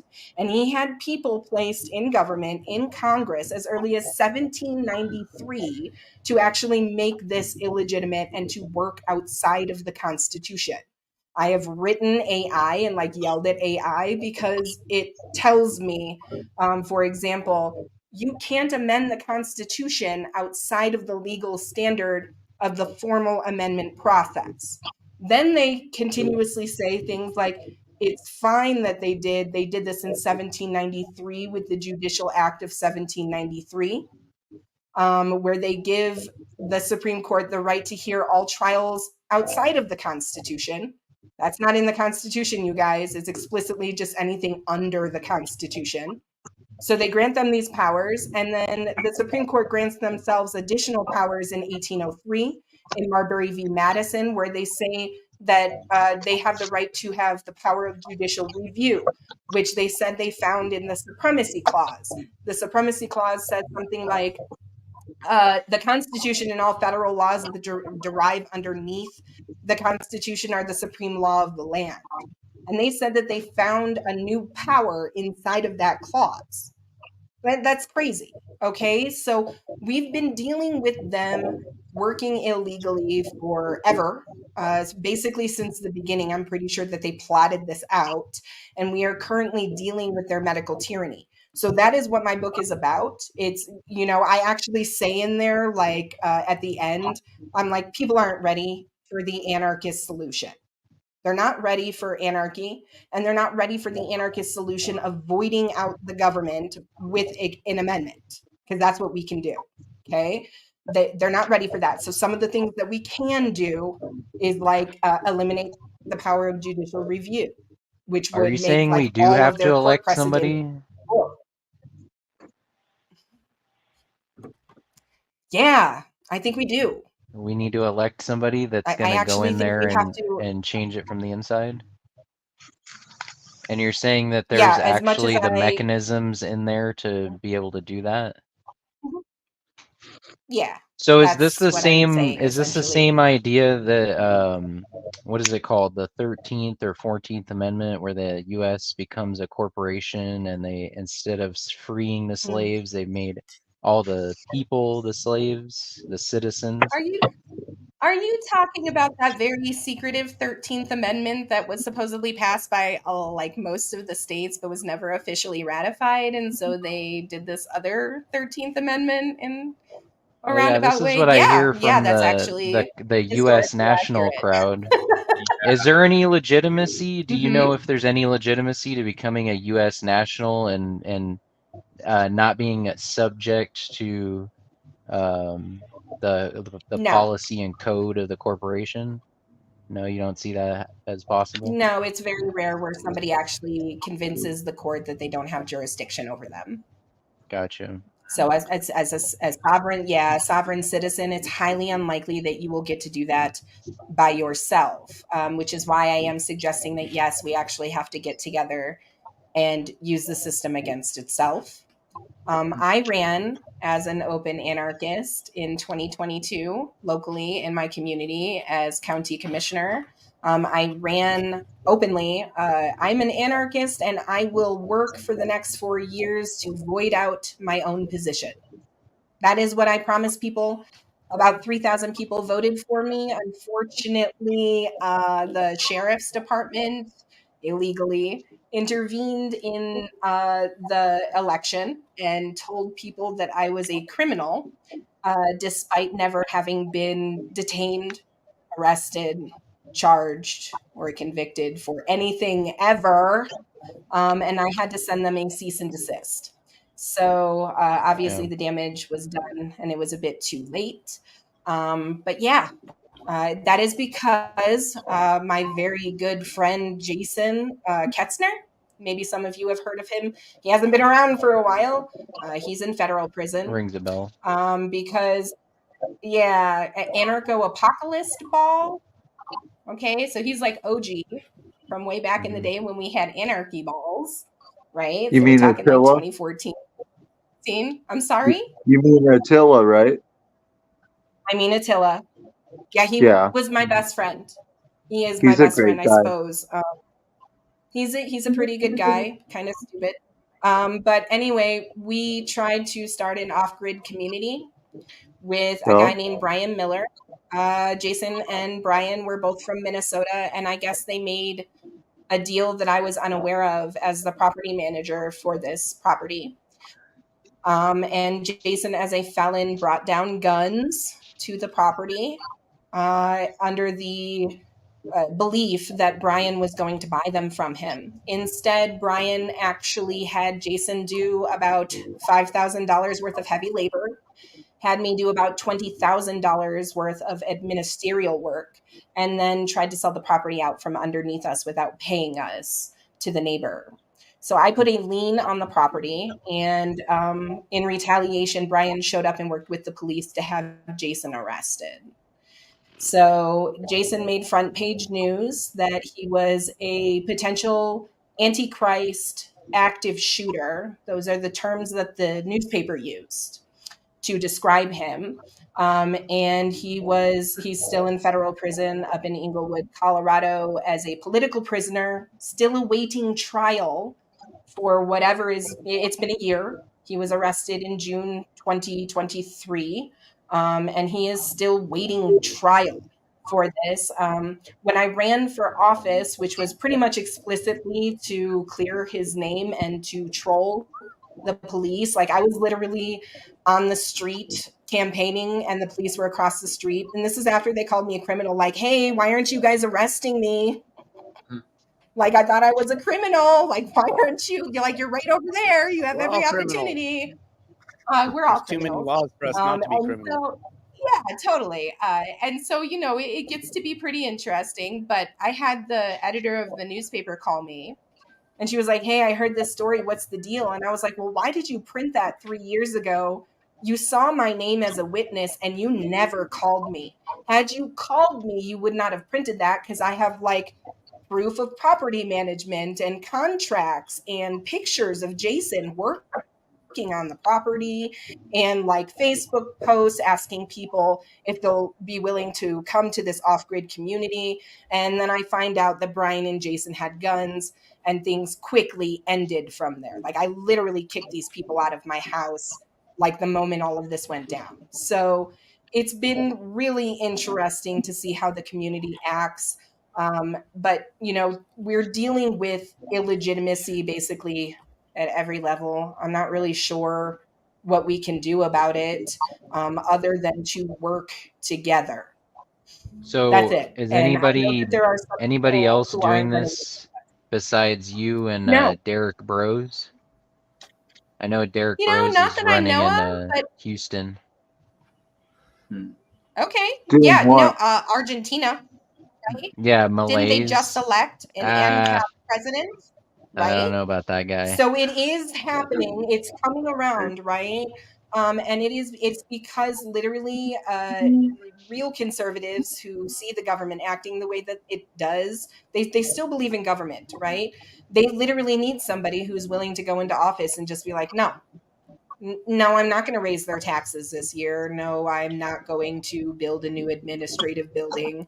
No, I'm not going to target these people with the police, and, you know, like all of these things that the government is currently doing. And so when they hear you say, you're going to say no, like just, it's going to be a no for me, they like that. And so my idea, I've always fantasized about it, is in my community, we've got like 2,500 people in the town and 14,000 people in the county. So about 7,000 people at most vote at any particular time. So if we had 3,000 anarchists here living, we could literally eliminate the town government and the county government, just through like voidance. We would just void everything. It would just be a no down the line. We would have like a minimal budget as required by state law. We could even, here in the state of Colorado, go through and try and make the counties void, because I am under the belief that the state representatives did not properly delegate powers to counties according to the state constitution. And there's a good legal argument against that. So it's interesting what we could do as anarchists, as activist anarchists. Classically, right? They were like, I'm going to stab you. I might get shot. I might spend 11 years in jail, like my uncle did. You know, or we could actually beat them with their own system. Oh, you want us all to vote? Yeah, we're going to vote. We're going to vote for the guy who doesn't even want to be there. That's what we're going to do. Well, I hate to admit it. Did that across.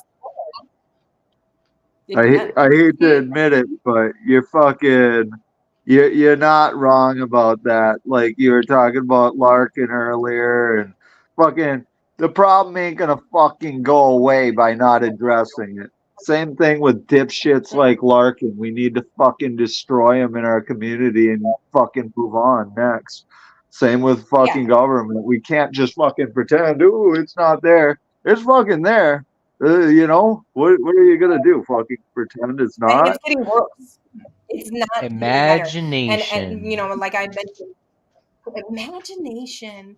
My sister is, like I mentioned earlier, my sister is a psychologist, and she'll tell you straight off the bat, you do not deny that you have a problem in order to fix it.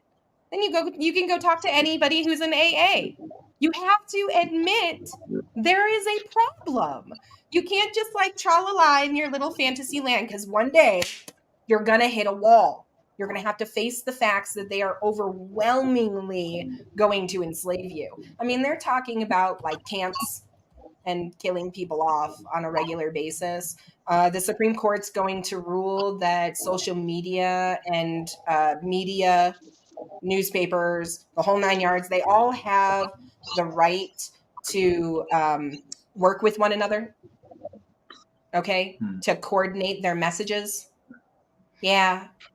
Yeah, with our money. They're all subsidized. We all know that. So they're getting paid to do the government message.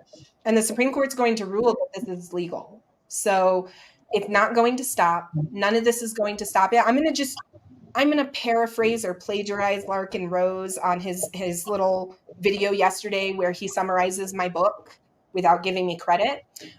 These sociopaths are not going to stop until they have some sort of negative repercussion. They're not going to do it. Not the government, not other social systems, not ANCAPs, none of them, all the way down. And all the way down to the individual, that's what we need to do. We need to stop these illegitimate hierarchies. I really wish that people would have the courage to stand up. I know retaliation is a real thing. I've been doxxed. I've been stalked. I've been screamed at. I've been lied to. I've been lied about. You know, the list goes on and on and on about what you deal with when you put yourself public facing. But the alternative is slavery. They took my kids. This is why I like the John Hancock concept is like you just sign your name and you put yourself out there as big and bold as you can, because what are they going to take you out? You become a martyr, you know? It's like stand by your beliefs, stand with your convictions.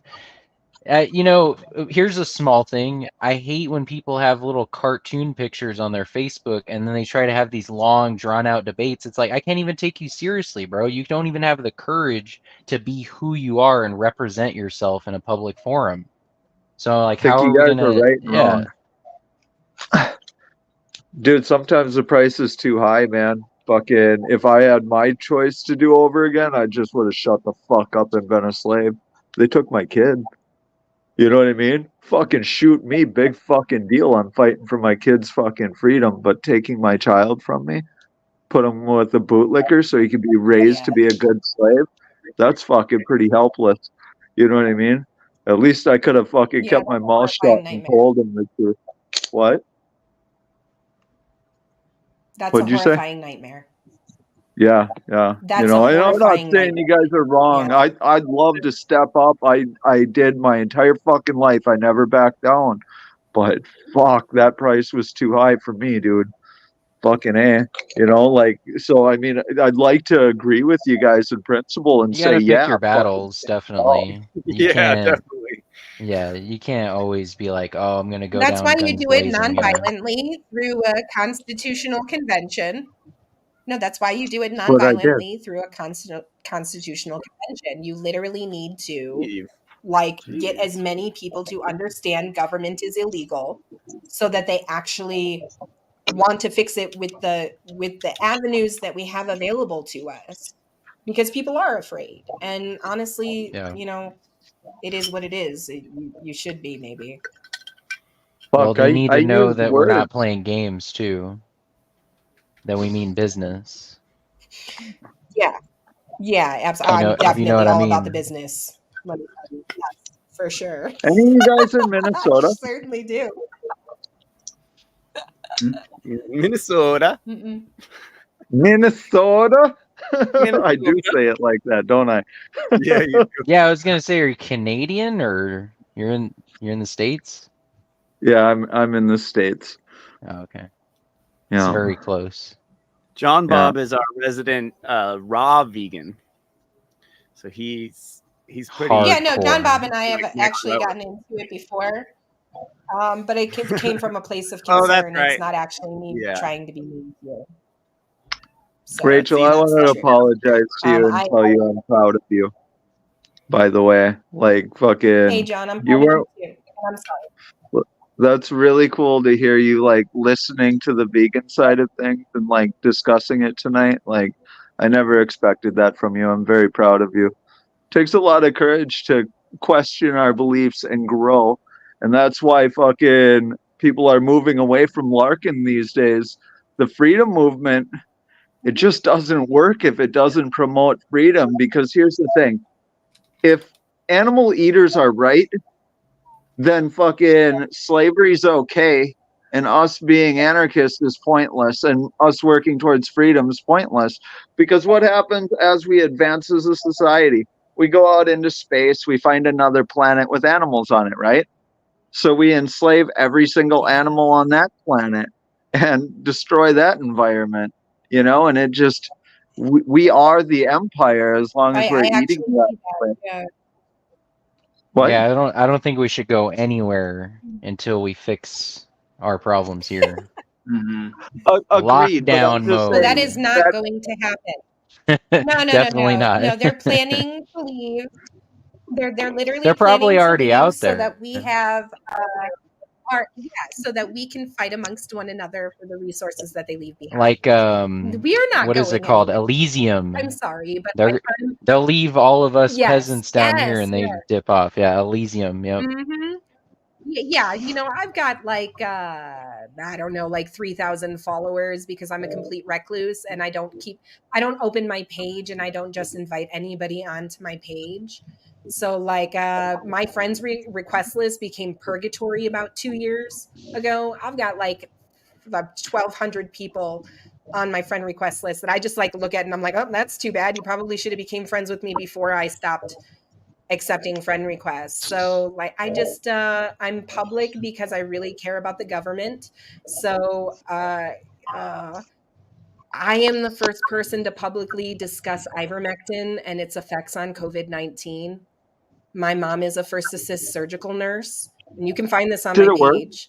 And I turned away from hospitals, and I had really bad pleurisy and pneumonia, and they wouldn't help me. This was like March 5th of 2020.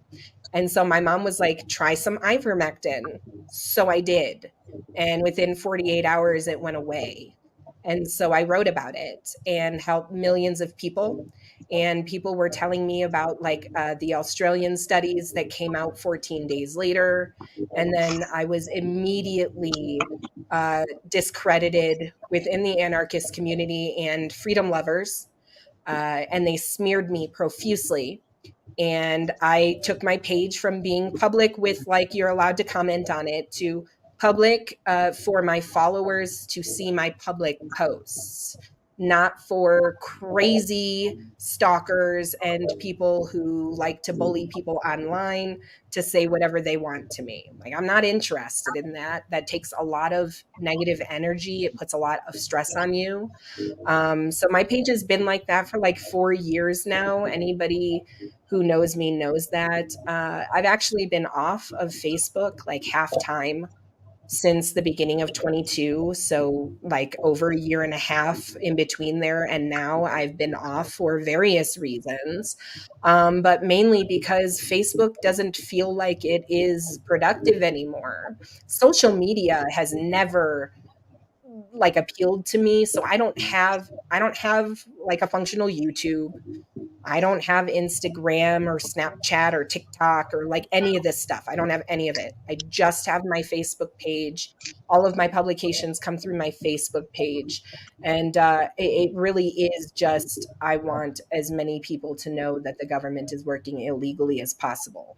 Because we can talk about the philosophy, the moral obligation, whether government is unlawful versus whether government is illegal. That's fine. But most people who love government, they're not interested in that kind of morality and that discussion. They truly love government. And the only thing that gets them to understand how they're experiencing this medical tyranny is by explaining the illegality of it. Once you explain the illegality to somebody who's even the most fervent statist, there is no denial. They cannot deny it. They may laugh at you, but they can't deny it. They can't say that you're lying. So that's why I wrote my book. It was a weapon. It's a weapon of the mind, a nonviolent resistance to what we are experiencing in this illegitimate group control. So, have you guys seen the what was it? 85% of people don't trust the government today. Like 20 years ago, it was like 5% didn't trust them. So, I mean, we are winning. First, we have to turn people against the government in order to try and elicit change. There was no way to change things when there was such a large group before. But I really do feel like things are growing and changing. It's just takes so much fucking work, you know yeah. what I mean? Yeah, Lysander Spooner from the 1800s. He's a political theorist. He is the closest to what I discuss, but I'm pretty much the only political theorist who has succinctly explained exactly how historically the government is working illegally. So there's a lot of theories about its illegitimacy, but I actually use their law to be like, these are the court cases. This is the legislation. This is when it happened. This was their plan. This is how they expanded it. This is how they're going to continue to expand it. And as the sovereign people who delegated these powers to this third party called federal government, we are the only ones with the authority to go in and change this. Constitutions are like America's greatest export. They have exported constitutions to nearly all countries in the world. And Honduras is actually a great example of a country that consistently rewrites its constitution. So you can rewrite constitutions. That looks really nice, by the way, Jeffrey. Isn't Honduras like one of the most dangerous places to live in the world?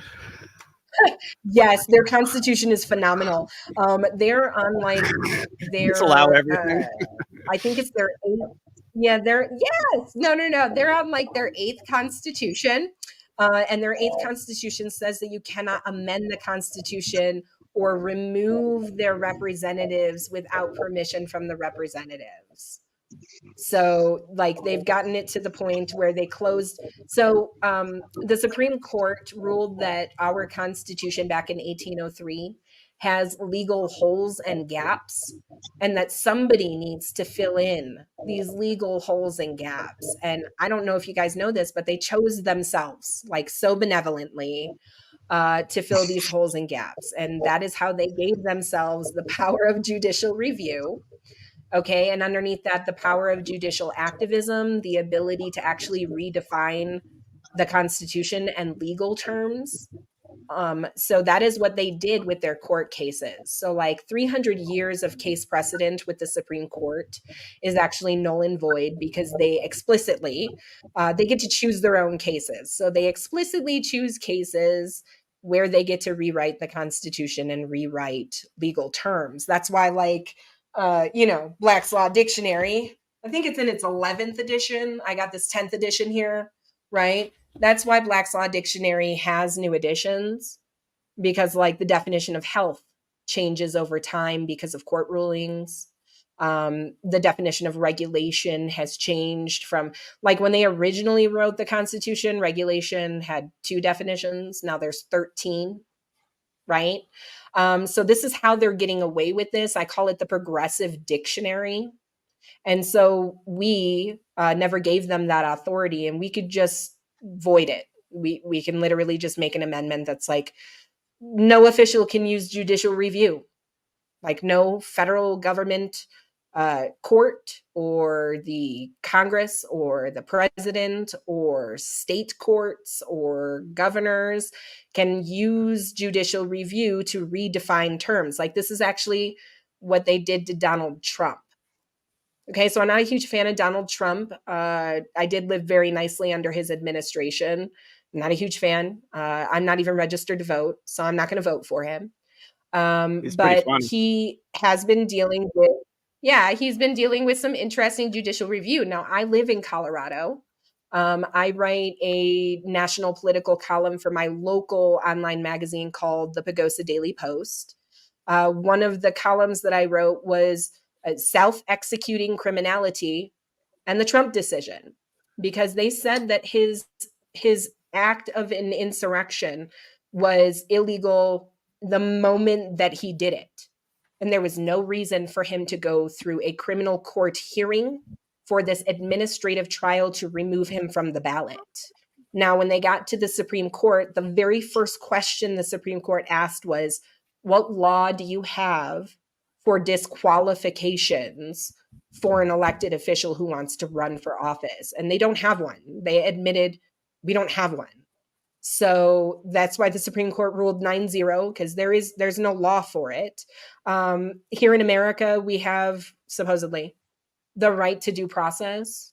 The Declaration of Independence had 27 grievances listed in the Declaration of Independence. About 8 of them were directly about due process and the right to due process, the right to a fair trial, no fake trials, no impeachments after office, the whole list goes on.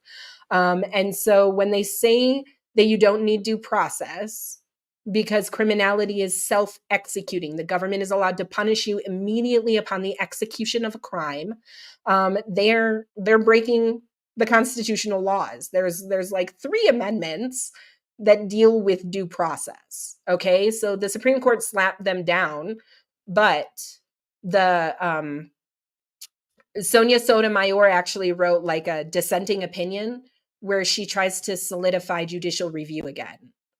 Okay, and she brings up Marbury v. Madison and how judicial review and how the courts are allowed to use this. She's very liberal, to make up whimsically the changing times for the Constitution. So the Constitution is a fixed document. It is only considered a living document. This is a misnomer. Everybody says it's a living document.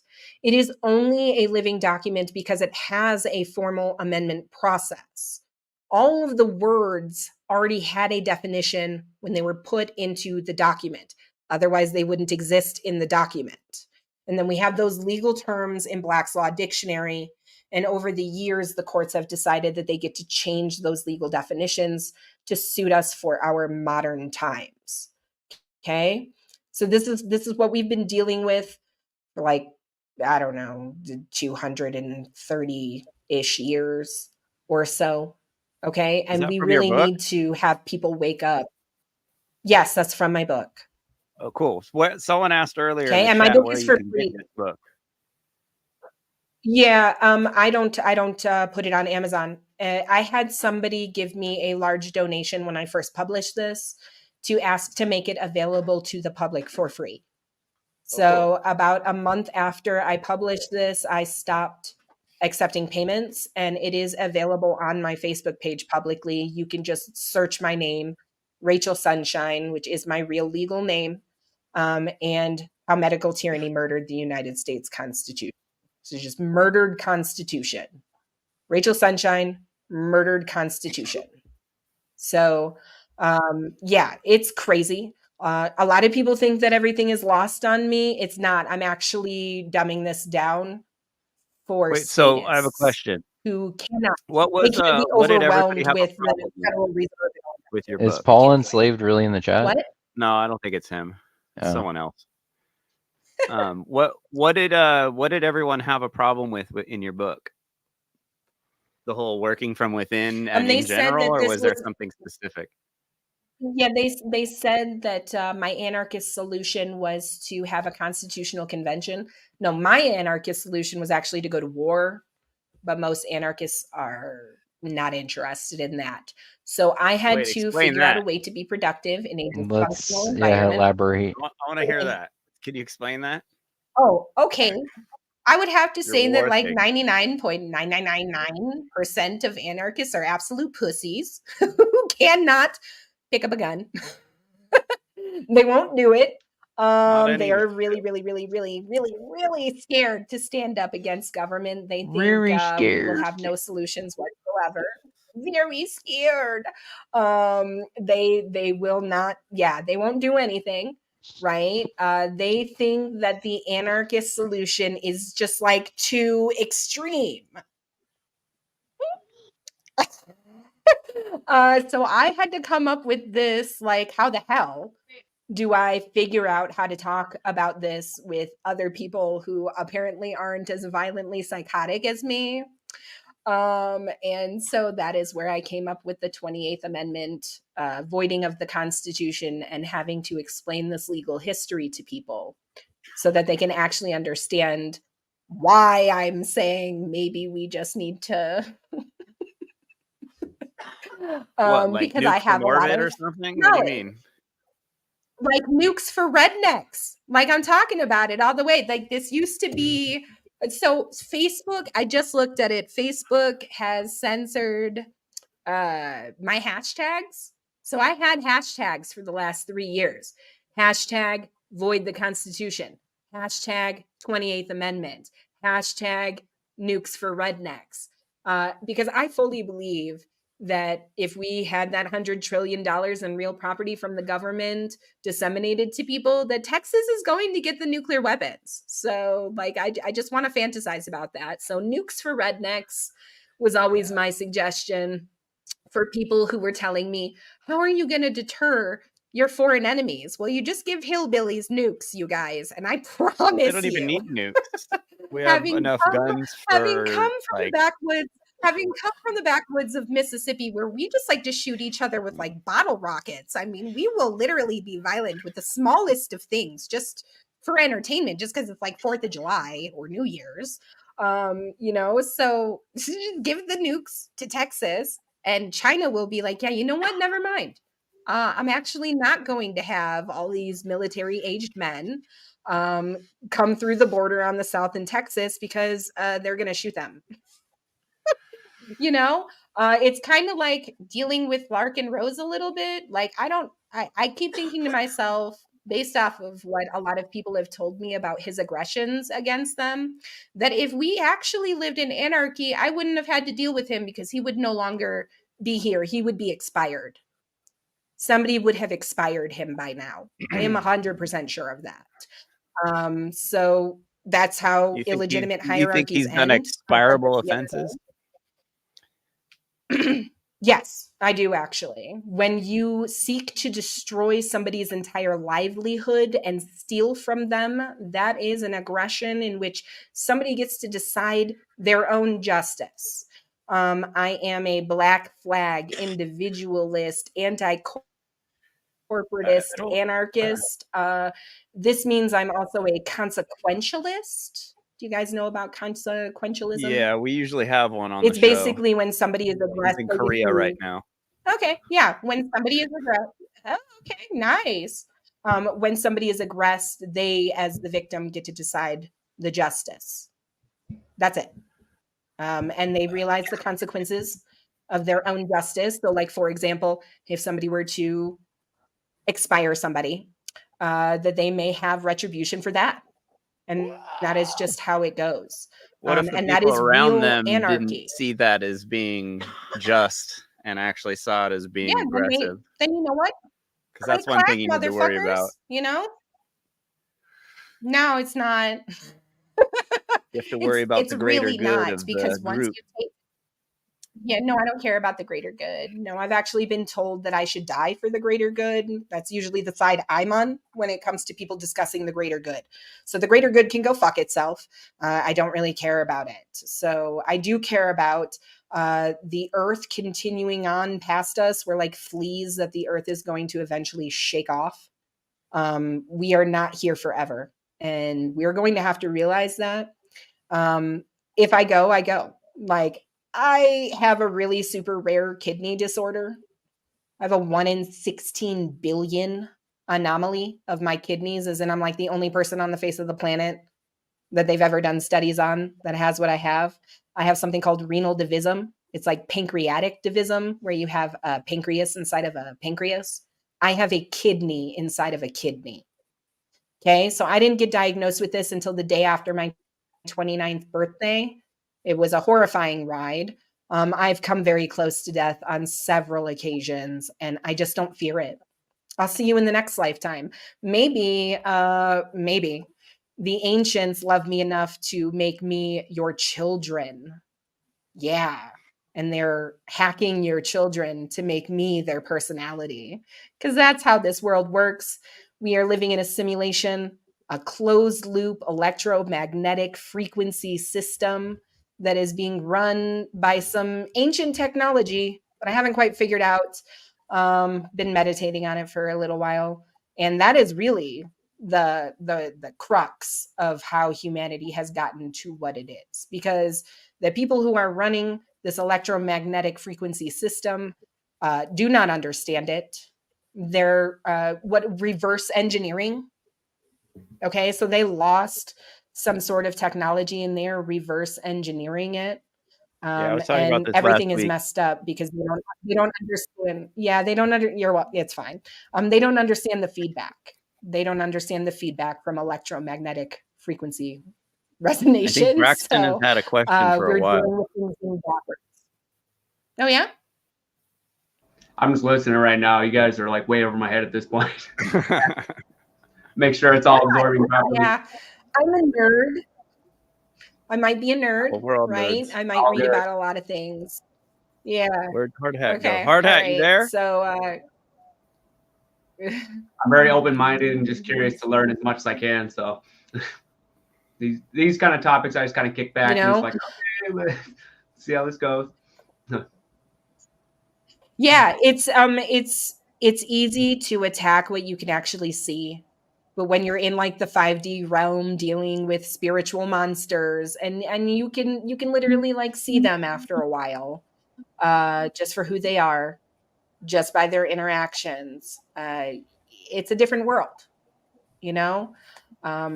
It's not just government. It's the government running the government. It's the reason why the government is running the way that it is. It's the reason why the community is as disjointed as it is, why we have conflicting truths, why we no longer have a shared reality. One of my friends actually said that they think that reality was split and that two realities were pushed together like a decade ago. And that's why some of us see it and some of us don't, because some of us come from the reality where it doesn't exist and some of us come from the reality where it does. I don't know, you know, and people are going to call me schizophrenic for knowing about this shit, just because I'm like probably about 10 years ahead. I'm 10 years ahead of this becoming like very common knowledge. So lots of people talk about it. Engineers talk about it. Nikola Tesla talked about it. The whole nine. It's been talked about. It's not like a unique theory of mine. So I just agree with them. I just agree with them wholeheartedly that frequencies run our system. So they hack our brains. Our brains are like little mushy computers. And they hack them with frequencies. They hack them with love. They hack it with hate. They hack it with anger and despair and fear. You know, they've got the theories on the reptilians, right? Right, and how they actually feed themselves off of our fear, right? I don't know if that's a thing. I don't go that far. And nanotech, yeah, nanotech, absolutely. You know, You the subscribe shot, the vaccine to was David Icke? nanotech. No. Mm-mm. No. He talks a lot These about are this actually, stuff. this is, where's the book? It's here. Hold on. Whoop. Conspirators Hierarchy. The Committee of 300. This has been discussed Yeah. since like at least 1991.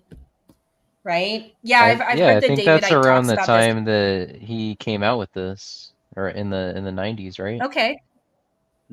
I don't know. I'm super reclusive and kind of stopped doing a bunch of stuff here within the last 5 years or so. I live off grid. I have 2 kids. I homeschool. I'm a strategic consultant and a certified Scrum Master for my day job. So I don't have time much these days to look into other people. I never got a chance to look into David Icke. He's just some old guy who looks like Hard Hat. What's up, Hard Hat? Some old English guy. I think he has some pretty They messed up used to be a hands, too. famous I soccer love the player. beard. Love Yeah. the beard. I shave it every So So spring, thanks actually. for having me on. Yeah. Very good topics Thanks about for it. taking up 2 hours. Usually I'm having Yeah. to do a lot of work. These guys get quiet sometimes. Yeah. I had my own podcast for a little while back in the summer of 2021. And it did okay. I mean, I had like 300 people on regularly for the podcast every week. And I discussed things like the committee of 300 and stuff. But I felt really weird. I was fulfilling one of their prophecies when I was talking about voiding the Constitution. They said that somebody was going to come forward and we were going to eliminate the Constitution. Yeah. So I was like, wait, hold on a second. I need to take a step back. I don't feel comfortable being that person. Yeah. So I really do. I'm to the point where it can't be ignored, but I don't know what the solution is actually going to be. I really had hoped that we could do something here that wouldn't end in like absolute bloodshed, but I'm not seeing that happen. I'm not seeing people Strange. come forward I feel the together. complete We're opposite. becoming more disjointed. Do you? Yeah, I feel like if you're around those types of people that always talk about shit like that, like it's, I mean, not saying you are, but Mm-mm. I mean, if the whole like that whole crowd, there are a lot of doomy people in that crowd, and there are a lot of people that just like, kind of just, I don't know. It's weird. It's been nice not being a part of the crowd. I was a part of that crowd for a long time, but I just kind of, I don't know. It's just so doomy, and I'm not doomy, and I'm pretty optimistic about things. But I don't know. Life goes on. I'm a cynical optimist. I'm a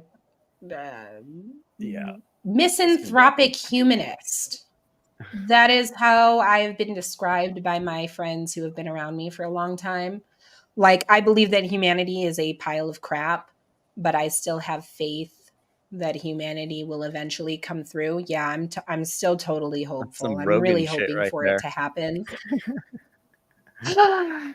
Yeah. Yeah, I don't think we would be around if we were a negative. I don't think we would be around as long as we have been, and I definitely don't think we'd be. I don't know. I just don't think things are that bad. They could be a lot worse. You don't think things are that bad? I mean, we're in an upswing for people like actually knowing the truth. That's definitely true. There are a lot more ungovernable people out there than there ever have been. There's a lot of people fed up with the system. There's a lot of people that were like liberals and Democrats that are now completely, or liberals and conservatives and like being a part of the two-party paradigm that have stepped away from the two-party paradigm. I don't know. We have I don't think we'd be around if we were a negative. I think the greater good always overcomes whether or not you acknowledge it or not. And if you don't like it, it doesn't really care because it's bigger than you.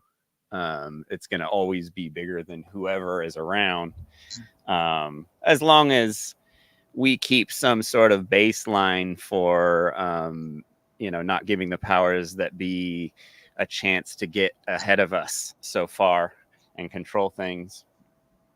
But they've had thousands of years ahead of us to set things up for us to be where we're at right now, desperate, basically, just on the verge of desperation. But I don't know. I don't see. I just my just future outlook. I know things are going to get better because there's just like our parents' generation were pretty retarded. Now we're definitely not getting monetized. There's been like seven big words. What's up, Devin? What's up? Kevin. Hard hat. Yeah, hard hat. What's up, hard hat? Who's Kevin? No, Devin is right next to you. Oh, Devin. Oh, look, yeah, I think I like Devin. Shit. Watching him there, I think Devin's probably a good guy to have up by your side. Can I throw my 2 cents in, just what you guys were just saying? Do it. I'm kind of the middle ground. I was never connected into the system my whole life. I grew up in the north of 60. I can go into that, but not it. I mean, I didn't have an internet phone till like 8 years ago, but I really woke up during the last 3 years of tyranny when I actually started going, okay, what's going on here, right? And started educating myself. I'm kind of black-pilled. Sorry, I don't know your name, but like the lady on here, I'm kind of black-pilled where, and this is where I'm coming from. I don't think we can change fuck all. This system has been built and thought about and brought up for centuries and centuries by certain people, what they believe in and Satan and this and that, whatever. I really think our life that we're here, it's about what our little bubble is, what we can learn, what we can grow. We're learning now, right? Like our life as we go through our life, make the best of our life. This world, in terms of what's going on, it's too big. The tyranny proved when 90% of people were afraid of their mortgages, their vacation pay, their fucking all that shit, and they wouldn't stand their ground, and so many people did, right? We kind of proved that this. So anyway, it's about improving your bubble, right? Jeff and Ali, you guys go fucking biking. You got fucking all this shit, right? You're living a good life. You're experiencing it, right? You're learning. You're doing the podcast. This is this is what life is about.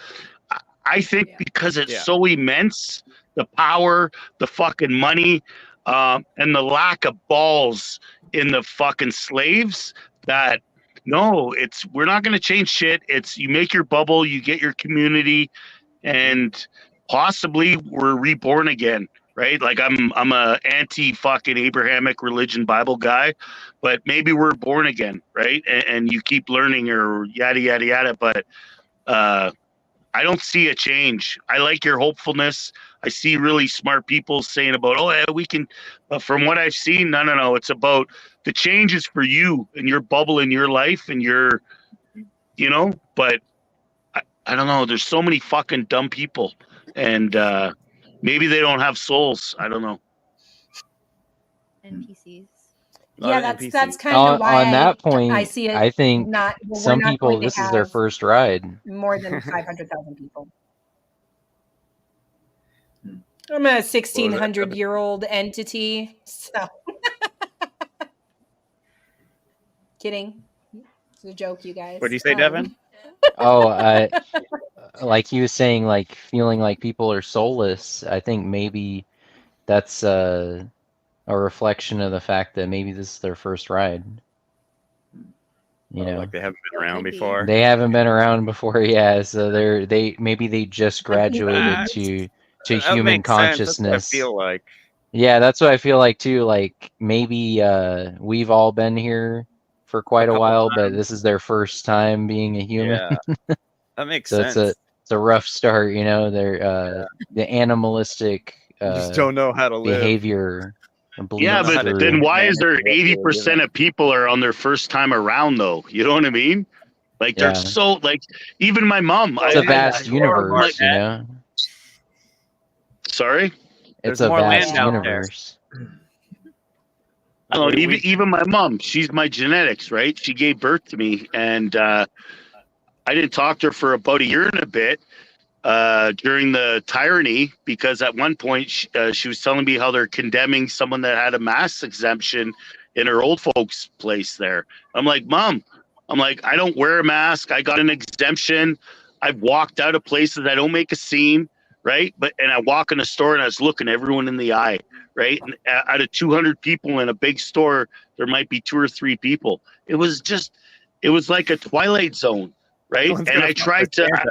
I love you, Mom. I want to save you, Mom. Listen, Mom. And she's and it got bad. So we had to stop, we're talking again, but so it's not about genetics. My mom gave birth to me, but our souls, our spirits, like I saying, I think we've, some people first time around, maybe other people, or maybe people keep coming around, but they don't learn.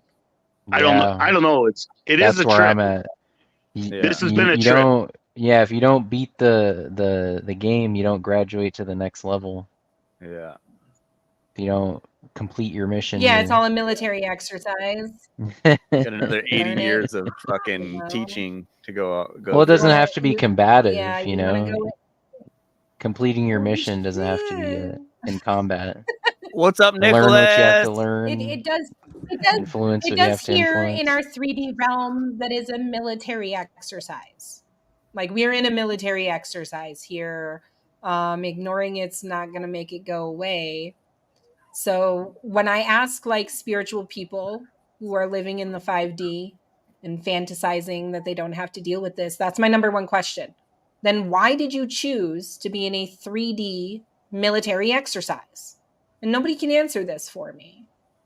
Okay. Why willingly So go to hell? we're at war with something. What? I said, why willingly put yourself through hell if you're not willing to participate in any way that matters?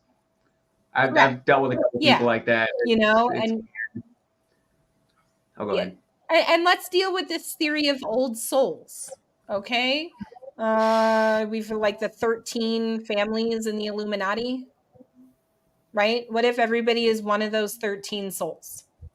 Right? What if I'm the 4th soul or the 0th soul or the 13th soul? And I belong to that person, that entity, that ancient entity.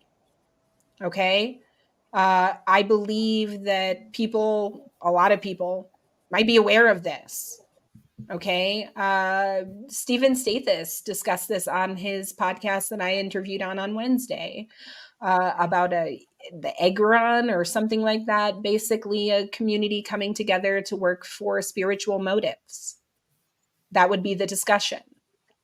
Okay, so I don't necessarily believe that most people haven't been here before. I believe that most people are getting direction from these entities and they believe with all their heart that what they're doing is the correct thing and for the greater good. So for example, I know somebody who's told me they're like totally liberal, that they believe in a new world order and that anybody who doesn't fall underneath it needs to die because humanity will not survive unless we are under a one world order. Okay. And that I need to be eliminated. I need to be expired because I don't believe in and fight against this new world order and the greater good. I've been told this for years, for like a decade, right? I talk about the truth of a false path that we are on. So for somebody to say that I am the antithesis of the greater good, like I don't know. I don't know if I can believe that. And I don't believe that most people are doing this without knowledge. I have a difficulty with believing that people are that stupid. I think that they actually use that as a cover for their misdeeds and their corruption. And once you find out that they are in fact not that stupid, then you realize that they are evil. And what does that mean for humanity? Like, what does that mean for humanity when liberals are secretly discussing how we all need to be eliminated if we don't fall under a new world order? Okay, this is the guy who's run for office. And they have like a secret code. And they talk about these things very openly, right? Like for example, like how many times have I heard Joe Biden and Nancy Pelosi say it'll just be the end of democracy? if Donald Trump gets elected. Okay, they're not warning us, they are threatening us. There's a big difference. And a lot of people don't comprehend that or are in agreement with it and denying it. Like when people say gang stalking doesn't happen, those are gang stalkers gang stalking. So why would I believe that? You know, I'm not aggressing you, or I don't believe that they're aggressing you when they're aggressing in real time.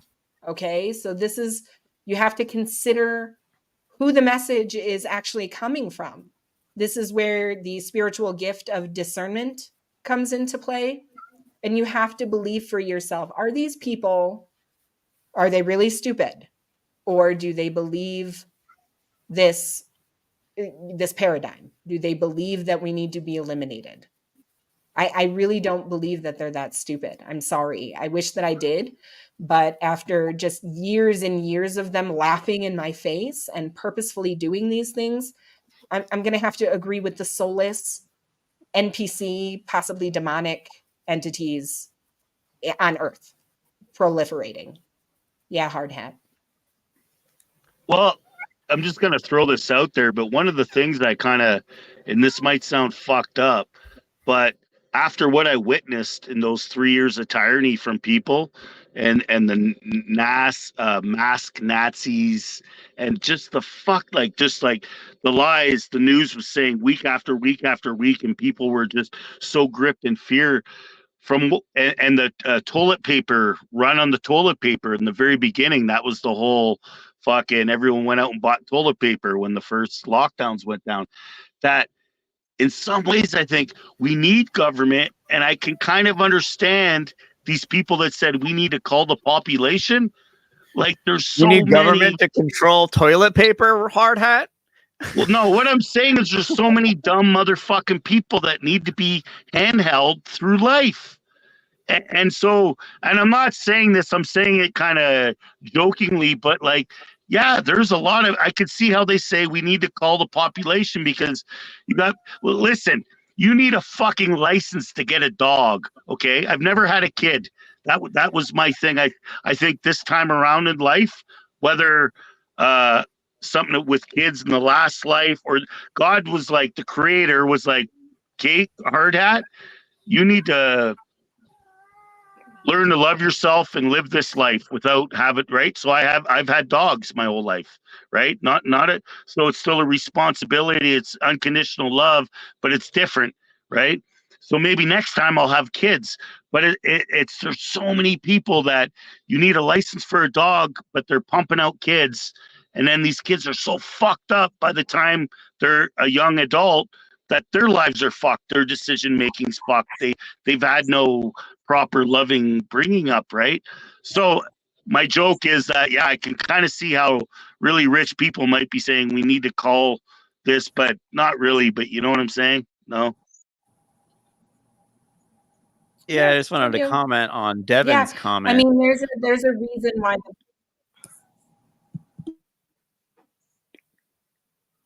Yeah, Owen Benjamin says government exists to manage the fallen. Yeah. That's what the Democrats were supposed to be for. They were supposed to be a smaller percentile that was there in order to take care of the people that couldn't deal with the conservative system. They were always supposed to be like a small percentile. But yeah, Owen Benjamin, another plagiarist.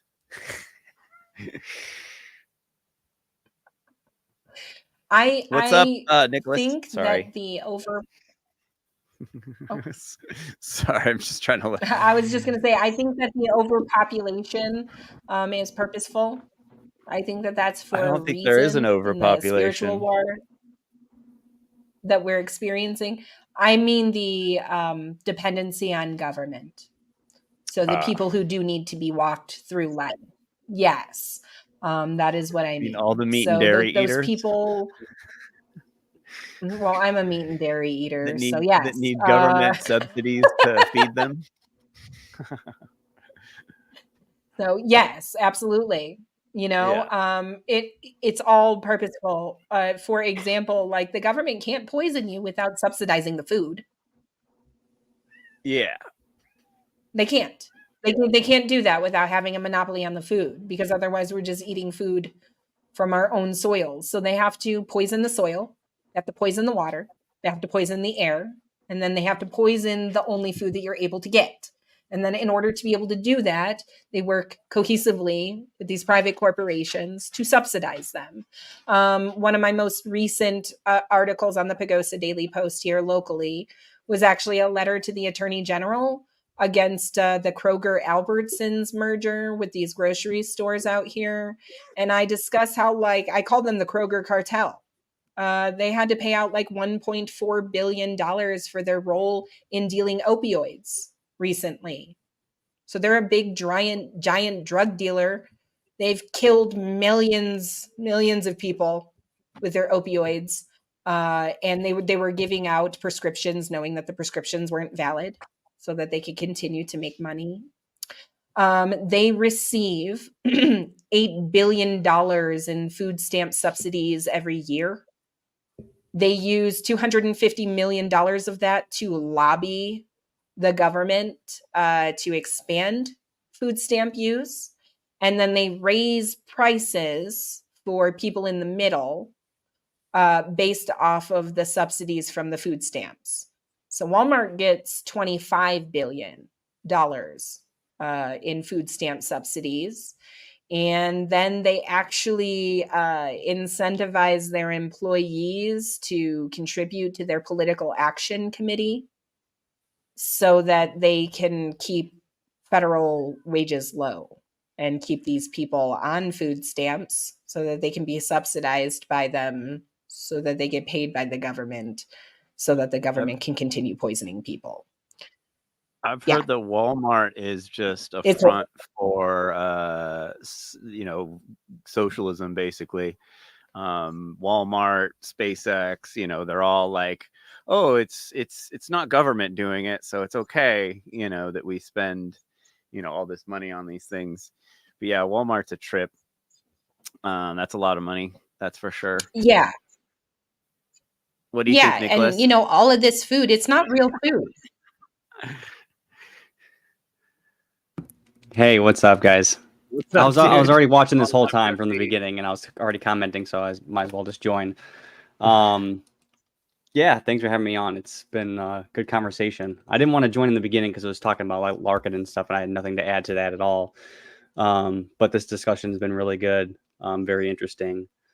Rachel's definitely got a lot of bases covered with like where she's like delving into things, and I definitely resonate with a lot of it, and like when it comes to like the voting and going like working from within.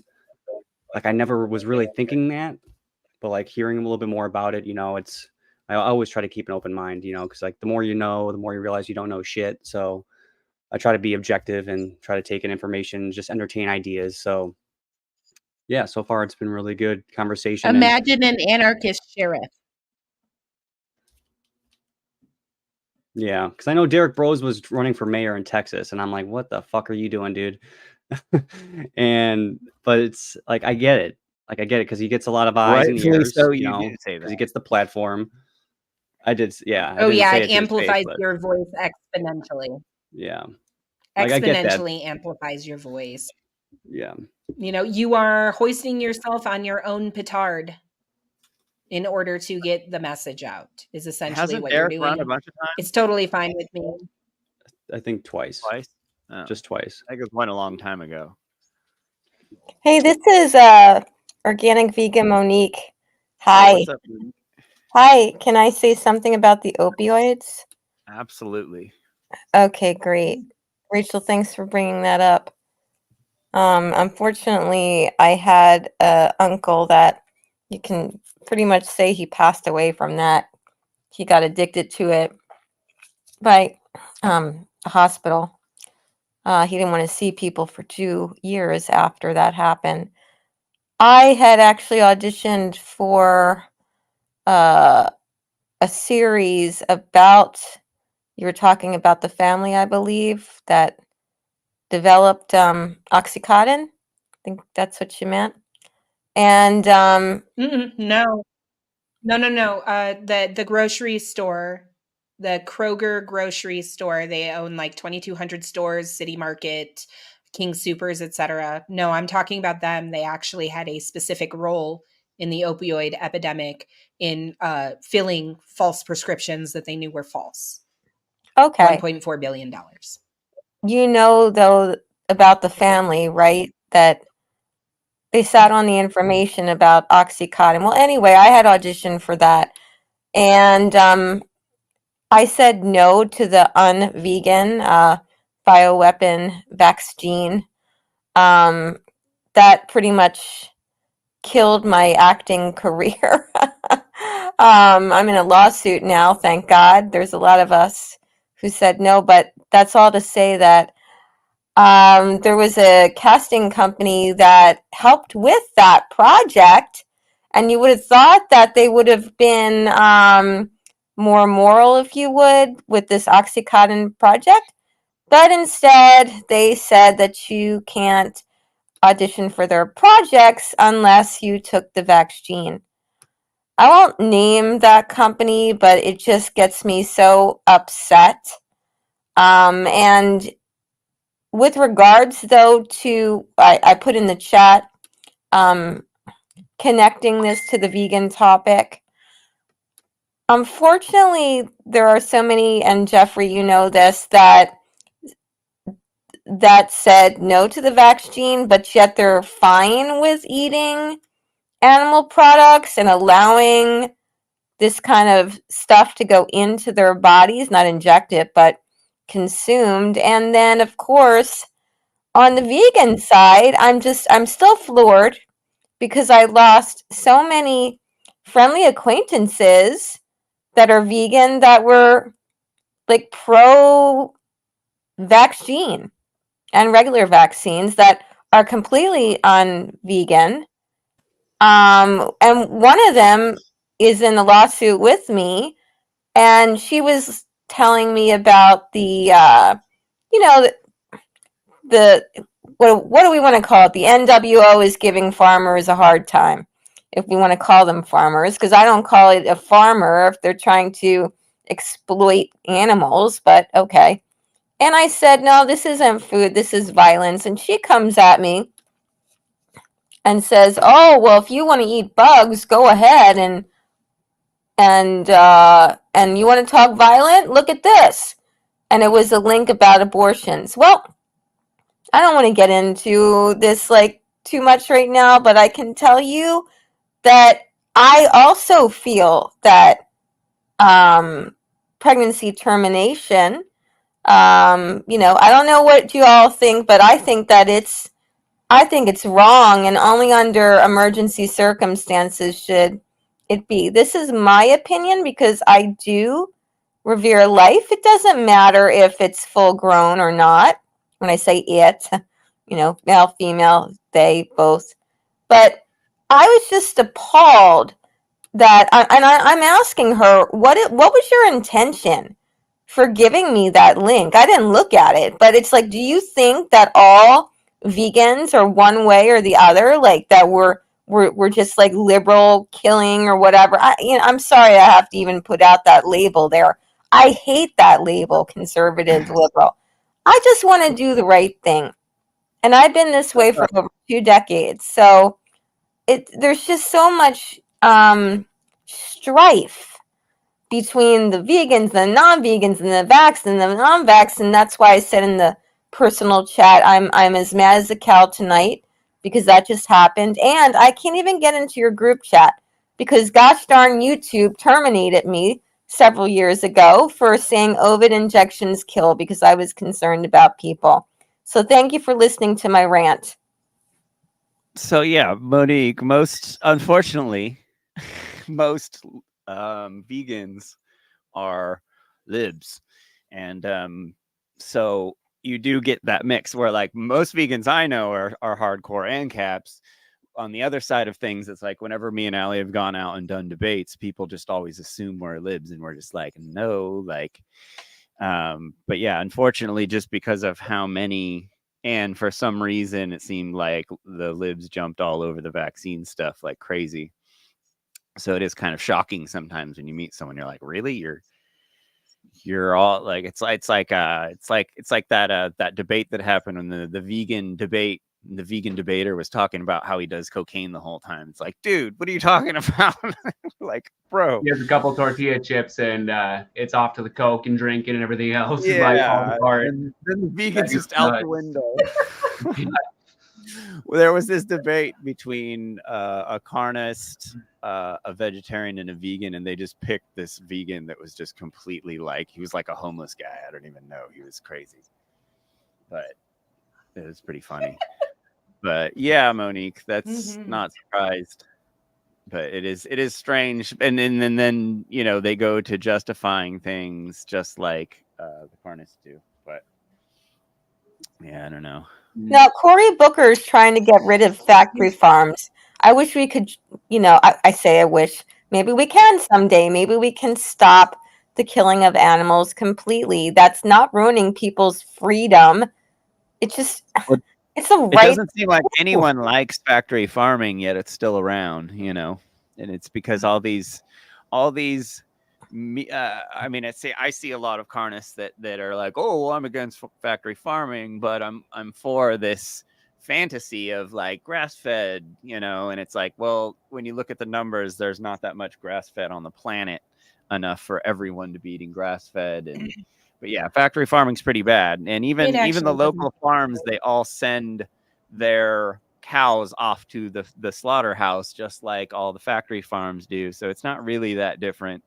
You know, it's just kind of marketing for making people feel better about eating animals.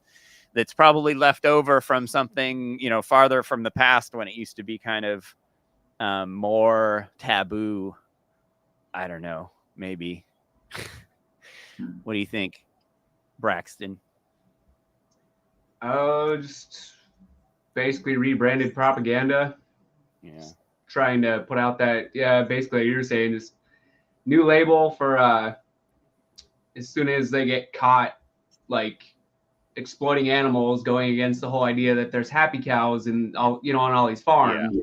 Then they have to rebrand and completely switch it up, and then grass fed is this new buzzword. So and I saw something a while back. It tastes gross. What was that? It actually tastes really gross as meat. Oh. It tastes disgusting. Yeah. I've never tried it, but I've heard great things about it. Yeah, everyone says it's amazing, but and meat doesn't really taste like anything. I'll just eat a vegetarian. Yeah. Yeah, I saw something too recently. Was that from that one dude who like debunked regenerative farming?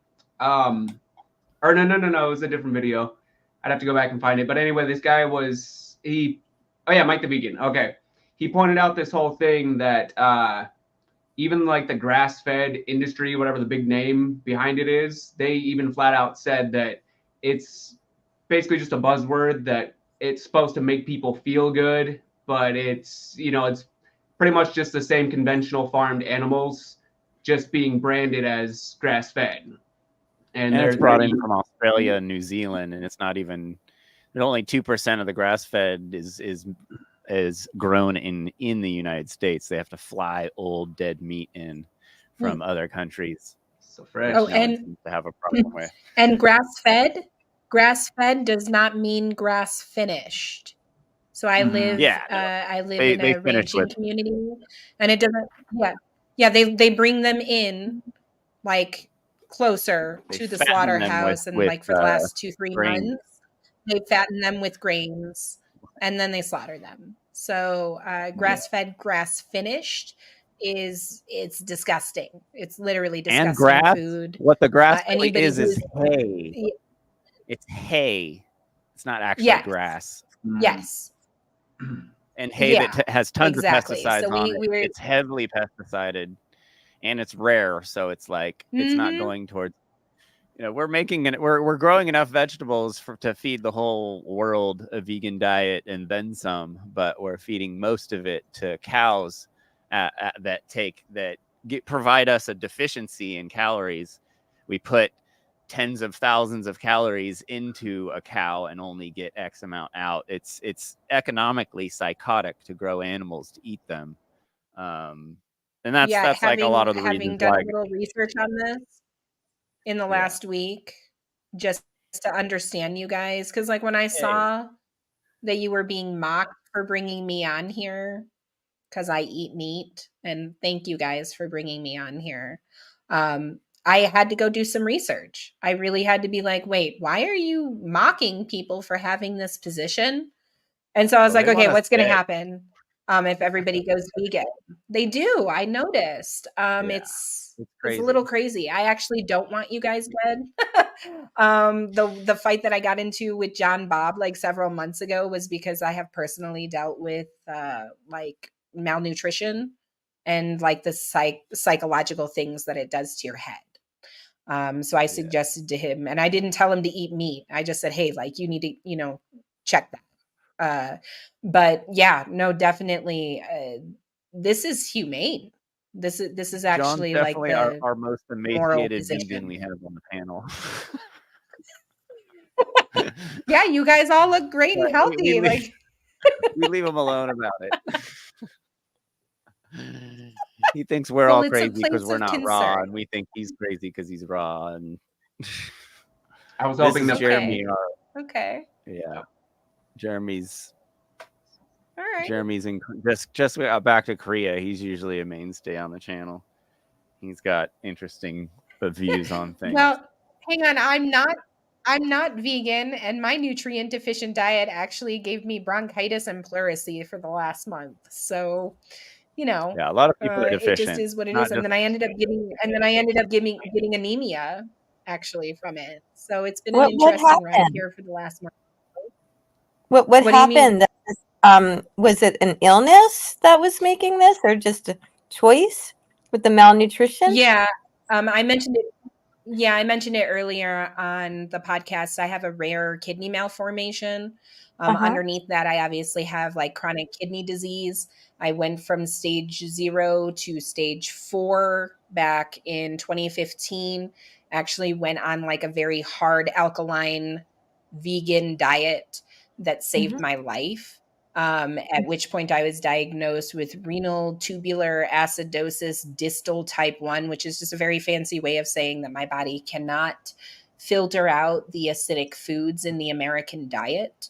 And eventually I give myself metabolic poisoning because of that. So I have to eat vegetarian or vegan for about 80% of my meals. Otherwise, it causes protein pooling in my kidneys, which is just pieces of protein in my blood hardening up into what appear to be kidney stones. It causes a lot of pain, and it causes my kidneys to stop working. And I have a small apricot seed sized kidney inside of a kidney. So that one gives me some particular problems, and it will shut down.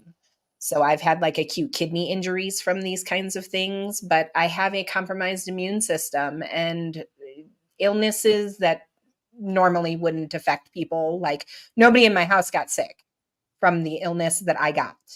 But I ended up getting bronchitis and then pleurisy. And I have been having to deal with that for the past 5 weeks. How do you And think you it's got just from like going out. Oh, I was going Well, to how say did I get it this time? No, how I was wondering about the bronchitis and how that would connect to the kidney disease. I was wondering. Yeah, it's because my body is always in a heightened state of fight. Okay. Always. So my immune system's always lowered. So like if somebody is sick around me, I get sick.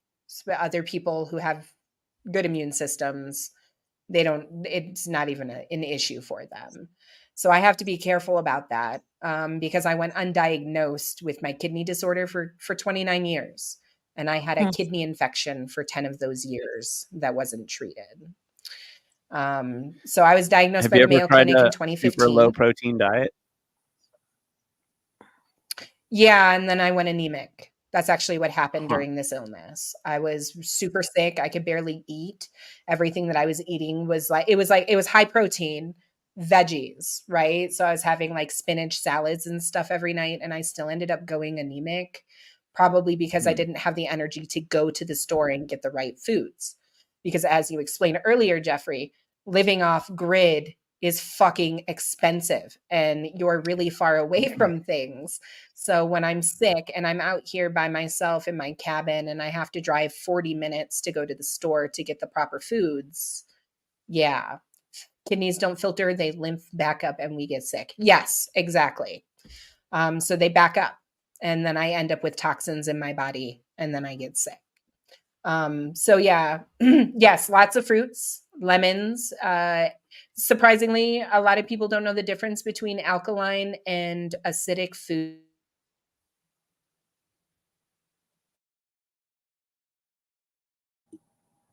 Uh-oh. Discover what acidic and alkaline foods are based off of their food ash. So what is left after your body digests it, and then they test the alkalinity of that food ash. So surprisingly, it's actually the opposite of what a lot of people think. So lemons are alkaline. Most fruits are alkaline. Baking soda is alkaline. Watermelon, for example, is heavily alkaline and really good for you because of the type of potassium it has in it. Meats, cheeses, processed foods of any kind, chocolate, alcohol, nuts. These are all heavily acidic foods. So you have to eat them in moderation when you have something like I have. So most of my food is actually, I do have some dairy. I do eat carbs. Like I like my noodles. And I eat a lot of fruits and veggies, but I'm lucky to be alive right now. I should have died about 10 years ago. So every single day is a blessing for me. Like I was literally in stage 4 kidney failure, having acute kidney injuries on a daily basis almost. Doctor gave me hyperkalemic metabolic acidosis, which is chloride poisoning, when she refused to diagnose me. So I've been through some things medically, and my body's not functional in the way like a normal person's. So like even, you know, talking about this vegan diet, it's something I have difficulty with because I can't eat in my mind. And I'm sure you guys are actually going to be able to teach me how to do this. But in my mind, I can't actually eat the amount of fruits and vegetables that I need in order to maintain my body. I become anemic. So, and I've tried a lot. Well, one of the people on here was saying a low protein diet, but then you said that you became anemic that way, but anemia is from iron, so I wasn't following that part. Yeah, I actually worked towards replacing the iron, and I couldn't do it without actually eating meat. Oh, okay. I see. Okay. So my low protein diet as a vegetarian gave me anemia, and I actually had to eat beef like 3 times this week, you guys. I haven't eaten beef in like 9 months. Well, they put that iron in those cows. It's supplemented, so it's the same type of iron that you can get Cows elsewhere. are I know the cows liquid are iron hybrids herbs. by It's like human this beings. red bottle iron Yeah. herbs. That shit's Yeah. really good. Mhm. Allie Yeah. had we Yeah. had to So stop using our iron skillet because she was getting too much iron. Huh. Because the I skillet only actually use gives iron you a lot of skillets. iron too.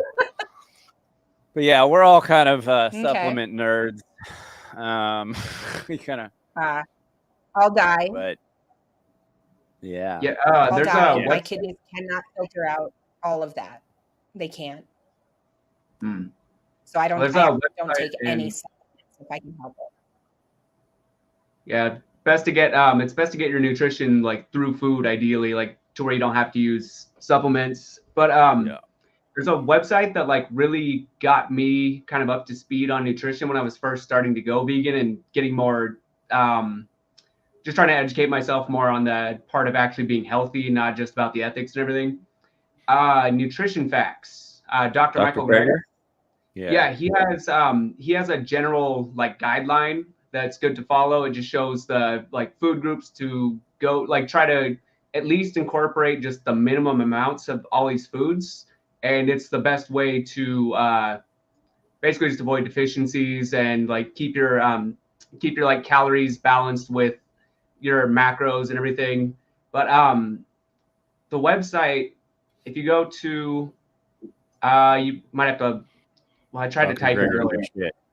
Yeah, if you go to the website, there's this video library section, and you can go to browse videos by topic, and you can search through the letters. It'll take you to K for kidney, and there's a number of different sections on here.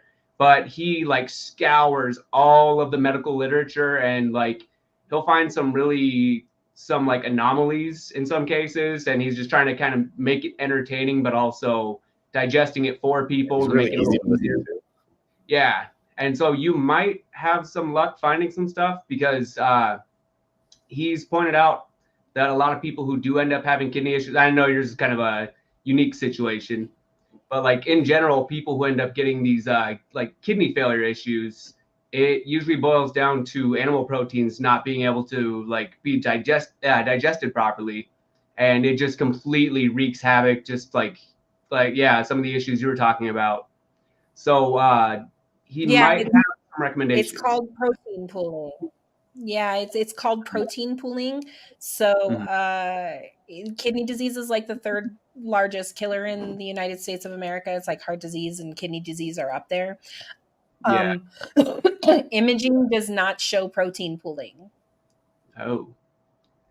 Okay, they call kidney disease the silent killer for a reason. It's like one day you're fine and the next day you're dying, and you need a kidney transplant, and it's because of protein pooling. It's what you're discussing here right now.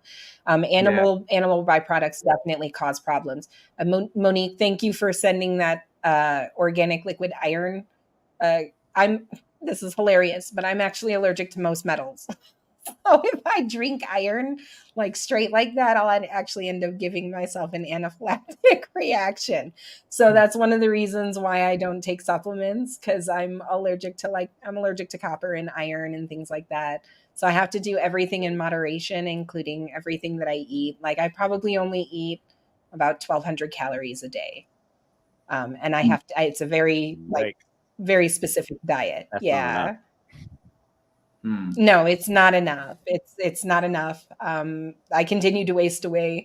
I know I don't look like it, but I'm actually kind of small for what I used to be like a year ago, and it's not going to stop. My family actually freaked out when I was dying, because I got down to like 110 pounds. I was like a 00 in size. I was like literally like this big around. My mom freaked out. She literally gave me 8 pounds of bacon for Christmas to try and fatten me up. They were like crying. What's your height? And so I have. What's your I'm height? 5'4". Okay. 5'4". Yeah. So I'm just a unique situation, but I actually definitely agree with you guys that I think that you have a moral stance here. I think that it's imperative that you guys continue to do that. I hope that you reach more people and figure out a way to do that. I know that the infighting is really bad, and I don't know. I see people shutting off from truth a lot. I don't necessarily think it's just because of the way that the message is being presented to them. They just really don't want to have that like responsibility of knowing the truth. But I believe that you guys are there. It's very eye-opening to see how different things could be if people were vegan. I'm not necessarily sure that I'm on the train that we need to force it. I'm also of the same persuasion as Monique when it comes to abortions. I definitely disagree with them on a personal level. But then I have the idea of freedom and people's health being their own obligation and right. So I don't know, the way to move forward with this would probably be like deep education for people. like really figuring out what this message is. When I wrote my book, it's like 56 pages or whatever, right? It's no nonsense. There's no bullshit in it. It's 56 pages, so it's basically like a pamphlet. You can listen to it online in like an hour, right? I wrote it 3 years ago. So now I'm to the point where I can actually tell you the whole synopsis of my book in a singular paragraph. That's really what people need. They like those little blips, those little 3 to 20-second videos where you're actually explaining this to them in a thoughtful and humanitarian way, not just angry, but coming at them with real facts, and hoping that you appeal to their humanity and not just being angry and upset about it and fighting with each other. And I get it, because you guys are probably defending yourselves like 98% of the time. And that just sucks when you have the truth on your side. It's very hard and it has a toll on you over time. It causes anger and miscommunication because of that. So, yeah, I really believe in your guys' cause. I fully support it, just so you know. And I am definitely self-reflecting on my own choices, and what I'm doing in my own life, for sure. Yeah, I think it is kind of important to take, it's kind of tricky because, like, ideally it would be perfect if, the world could go vegan overnight, that would be like, that's like the pipe dream that everybody has. But I don't know, even Mark Passio's kind of talked about this, that when he was on his vegan kick, like pushing it more, he even said that people kind of have to gradually like step into it, like incrementally, so they're not potentially shocking their system, because it didn't necessarily happen to me, but some people, I guess. That's complete bullshit, and people need to stop repeating that shit. It's complete horse shit. Yeah, I've gone back and forth several fucking times. It's yeah, not. These are things. These are these things, little things that even vegans repeat this stuff when we don't. It's not true, and it's not good for the animals. Like, that's why I'm like I don't know. Yeah, I know. It's your body. Literally, it's your body cleansing of toxins. Yeah, it's your body cleansing of toxins. So, like when I had that poison, I literally ate baking soda water and watermelon for 18 days straight. Blech. By the time I could eat again, I couldn't eat again. Like I was having difficulty digesting food. Like even like a green smoothie would make me horribly, horribly sick. So maybe that's what he's discussing in a way that is improper. Yeah, right? People's bodies are already so. Yeah, if they're already struggling. Yeah, they're not ready for it, right? But it's necessary because it's going to get rid of an immense amount of toxins in people's that means lives. you probably should be. Yeah, their body's going to change very abruptly. Yeah, I will give them that. The body will change very abruptly. Yeah, if you're not ready. There's that girl. There's that Asian carnivore girl that always is showing pictures of her old face, how her face used to be before she went carnivore, and how carnivore gave her clean skin. But when you withhold essential nutrients from your body, like carbohydrates, your body goes into shock basically and stops trying to attack things. Basically, like your immune system goes down and kind of goes into reserve or limp mode. And so these people that everyone's misdiagnosing things all the time. Everyone thinks that keto's saving their lives and all this stuff, and it's placebo and it's groupthink, and it's like they're misdiagnosing things, thinking that something's better just because it goes away doesn't mean it's better. Yeah, you might have clear skin, but your thyroid is fried and your hormone system's getting totally screwed because your thyroid runs off of carbs. So, this whole anti-carb thing is very much a pro-hospital thing that the powers that be are pushing to get people into the hospitals. They saw a little dip this last 10 years. There's been a dip of meat eating And so in response, obviously marketing had to be ramped up, and all this money goes into Joe Rogan and the carnivore doctor and all these guys peddling this non-science garbage. And you hear every single person, every single one of these NPCs going, "Oh, I got rid of my inflammation. I got rid of my eczema." You know, they all say the same shit that the carnivore doctor said on freaking Joe Rogan's podcast. And, you know, these people like Men's Magazine is like it's like the leading men's health and nutrition magazine for the past 50 years. Basically, they are vehemently against carnivore and keto. I think like almost every issue has some sort of study about how bad it is.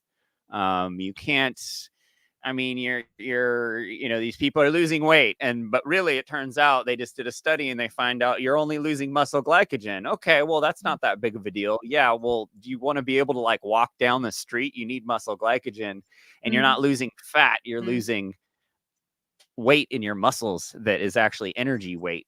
You know, like the paleo doctor guy, he even admits you're not going to have cardio on this diet. You probably shouldn't do it all the time. But like, you know, and these are the people that are all over, you know, these are the types of people that want us dead, basically, you know, these. Yeah, no, and I've then been it turns out blocked by some of them. them are libertarians.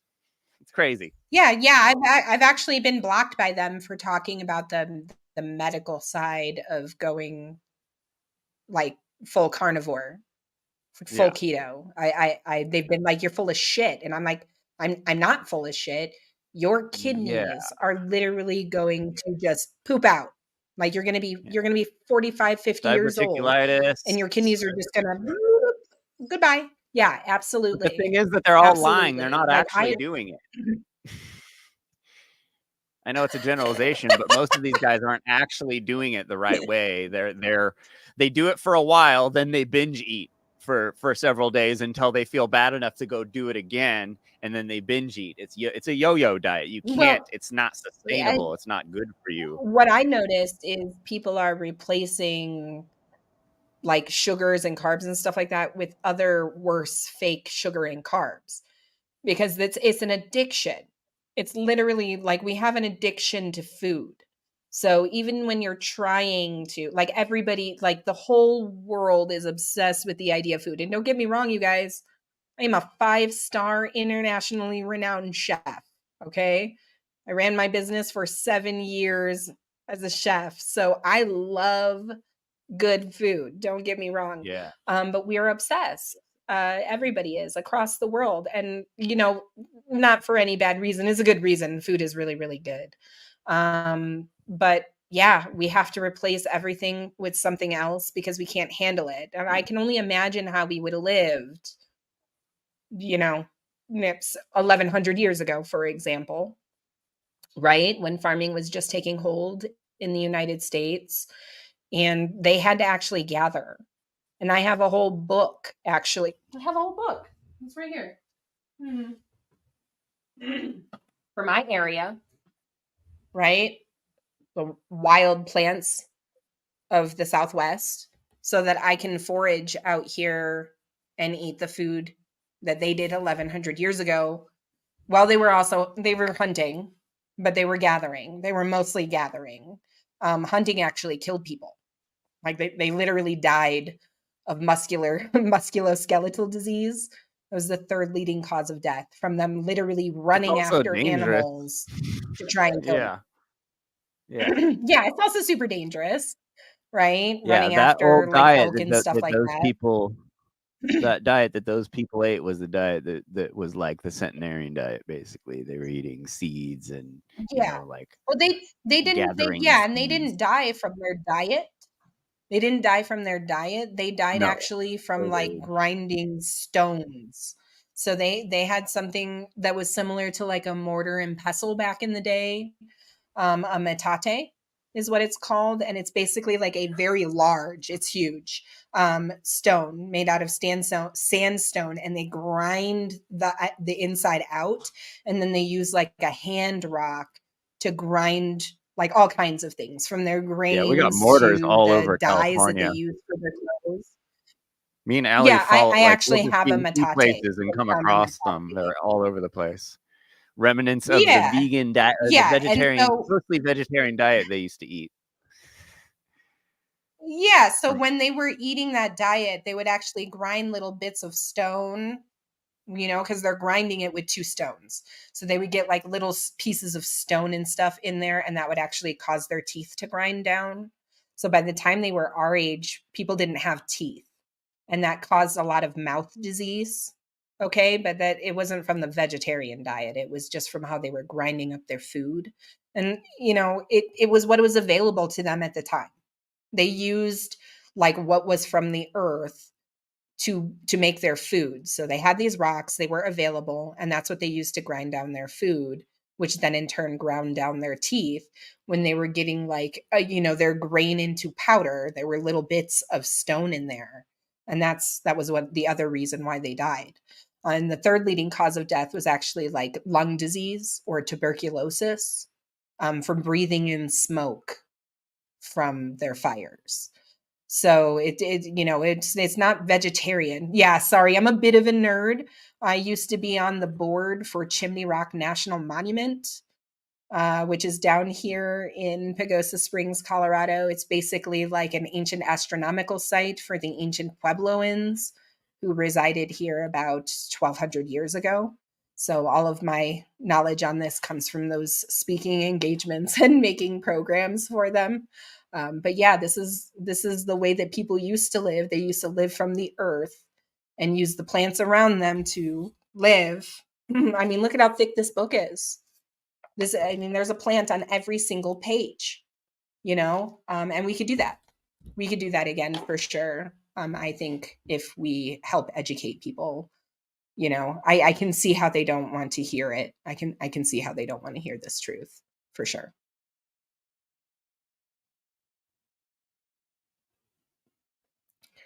Making excuses. I don't give a fuck. No excuse. No excuses for people that don't give a fuck. Absolutely not. Yeah, I think it might have meant when I was saying about the Mark Passio thing about like gradually kind of going into veganism, because he talks about how he was like, I was watching this there's a video that was brought up in the group earlier. It was basically, I get it. It makes sense now. That cleared it up. Yeah, Apologetic being like, oh, it's okay, other people aren't, or whatever. Like, yeah, and kind of no, gradually do going it right into, now. yeah, because yeah, I guess he was vegetarian for like 8 years, something like that, and eventually he connected the dots and started to like take the next step to just cut out the animal products. And so it's weird because, you know, Mark Passio is kind of one of the most prolific anarchists, I guess, but he's, you know, he's kind of wishy-washy, a little inconsistent with his views, because he used to be really dogmatic about this stuff, ironically. But yeah, he's kind of gone light on the new recruits to his platform. And so people are really mixing up the messaging that, I mean, I hate to say it, but they're basically all just being carbon copies of Mark Passio at this point, but like losing sight of some of the more important topics they should be discussing. We've got some criticisms on that. Doing less harm. Yeah, non-aggression principle, but yeah, there's a lot of things to be said. Well, the non-aggression principle, we'll be on here until like 1:00 in the morning if I discuss that, because I don't believe in the nap. I don't believe in the nap I for don't its respect illusory people who goodness. think that they're cool because they don't punch people every day. You know, like, why is that even talked about? Why do you know, like, honestly, it's far more, it's meant to be a thing that's far more advanced than just, oh, I didn't punch my neighbor today, I'm cool because I followed the nap. Like, it's kind of ridiculous. But the nap isn't pacifism. You're allowed to, you know, self-defend under the nap. Oh, I got people backstage. Who's backstage right now? Oh, Devin's backstage. Sorry, dude. Sorry, dude. I find the nap to be illusory. Therefore irrelevant. You know, when I used to discuss the nap back in the days of my new anarchy, you know, this is like a decade ago. People would say the most ridiculous things to me. I had ANCAPs tell me that they could take my property because I didn't fence it off and things like that, and that it wasn't aggression. Right now, they're telling me that defamation is not an aggression, that it is a positive right for me to not be defamed. No, actually, it's an aggression. So The no, nap is only half you of don't the get to. equation. You know, what's the other There's half? not the self-defense principle. Yeah, do no harm, take no shit. Okay. Yeah, do no harm, take no shit. what So we it's were, like remember we you were talking can't about last just time, be like the one half of the equation. when No, does people get really offended when slander I say that become I have not? the right to self-defense for these things. Remember last week we were talking about when do words become NAP violations? Like when does slander or libel? Oh, that was you and Jeremy, right? I think so. Yeah. Because heated that was topic. the old. What's that? I said it's a heated topic. Yeah. It was, we were talking about you, Jeremy, earlier, the consequentialist who's not here right now. Yeah, He's get up here, actually Jeremy. commenting. I have to go, everyone, but Consequentialist. sorry. I just I have to make two quick announcements to you. So number one, I think you might have talked about this already, but there's a site that used to be up. Looks like it's down now. It's called milksucks.com. And I think it was there that I had saw where pasteurized dairy creates the kidney stones. So now I'm like doing a search and it's like, oh, no, it doesn't. Yeah, I don't believe science anymore since this whole vaccine thing, but I do believe that a lot of the information that has been given by this crew, it's not out there in the mainstream. So keep that in your mind. And I also do advocate an organic, raw, I hate to say diet, just lifestyle as much as you can, because you want to keep the digestive enzymes and the nutrients intact. You don't want to start manipulating them, as like that happens once you cook it above a certain temperature. You want to keep all the good stuff in your body. And then the last thing I wanted to state to you is I would look for maybe a vegan naturopathic doctor, and maybe an MD too, but you might want to ask them some questions. I know that there's a few in Oregon, there's one in Texas. They're hard to find. It's funny because like you would think that naturopathic doctors would be vegan, but they're hard to find. So that's just my tip to you if you have any questions that you will want a medical professional to be looking at. So I thank you for giving us your information. That was very brave of you, and I think a lot of us could learn from you. So I wish you so much success and that you thrive. Thanks, Monique. You too, and thank you for the information. I'm actually looking at it right now. Awesome. Okay, bye everyone. Thank you for bringing me in. See you, Monique. Thanks, Monique. Have a good night. You too. And that's 3.5 hours. I was Hey, this isn't a subway. You don't have to announce your departure. I'm just being a dick. Later. Jeremy Gord. I wasn't really talking about slander that time, though. I was talking about direct. No, he's fighting getting words. mixed up with something else. This was a different. Okay. Jeremy thinks it's okay. I mean, you may actually agree with this, since he thinks if someone is talking shit to you, that you should be able to shove them, and that should be legal. Yes. And that should be expected. Yes. Yeah, I assumed you. I'm going to agree with Jeremy on this. I am a Yeah. consequentialist. I believe in this. Okay. No, think about it. Who is going so to words instill hurt really the act of bad. justice? No, I'm just asking you, who is in charge of justice in an anarchist system? Whichever Who gets to define it? whatever and who gets to adjudicating determine it? agency is being paid by the people to do the security in that neighborhood. In classical hierarchy, literally everybody has to give consent to a hierarchy. So what if one person does not do that? It means the hierarchy is no longer valid. That is classical anarchist philosophy. Yes, these are classical anti-hierarchy philosophists from the 1930s, Italian anarchists. So that's why I'm a Does that mean that they're consequentialist. right? Because there is no arbiter in classical philosophy of anarchy. Anarchy is a full-on community, full-on, you give permission. If 100% of people do not give permission, then it can't be a hierarchy. This has been written about for well over, like, about 100 years. So anarcho-capitalism is the only one that believes in a hierarchy. Nobody else does. So how do you adjudicate it between? So how do you adjudicate it between an anarcho-capitalist, for example, and a black flag anarchist? How do you adjudicate that? You have an adjudicator in your community. I don't have one in my community. I'm the adjudicator. What would be the use of the adjudicator? To keep your shit Yes, to safe? Like, what do you determine mean? justice. No. I asked you who defines justice. You said an adjudicator. I don't believe in an adjudicator. So the adjudicator does not have authority. You could live in a neighborhood that doesn't believe in adjudicators, though, in anarchy. Yes, but what happens when a person aggresses me who does not live in my neighborhood?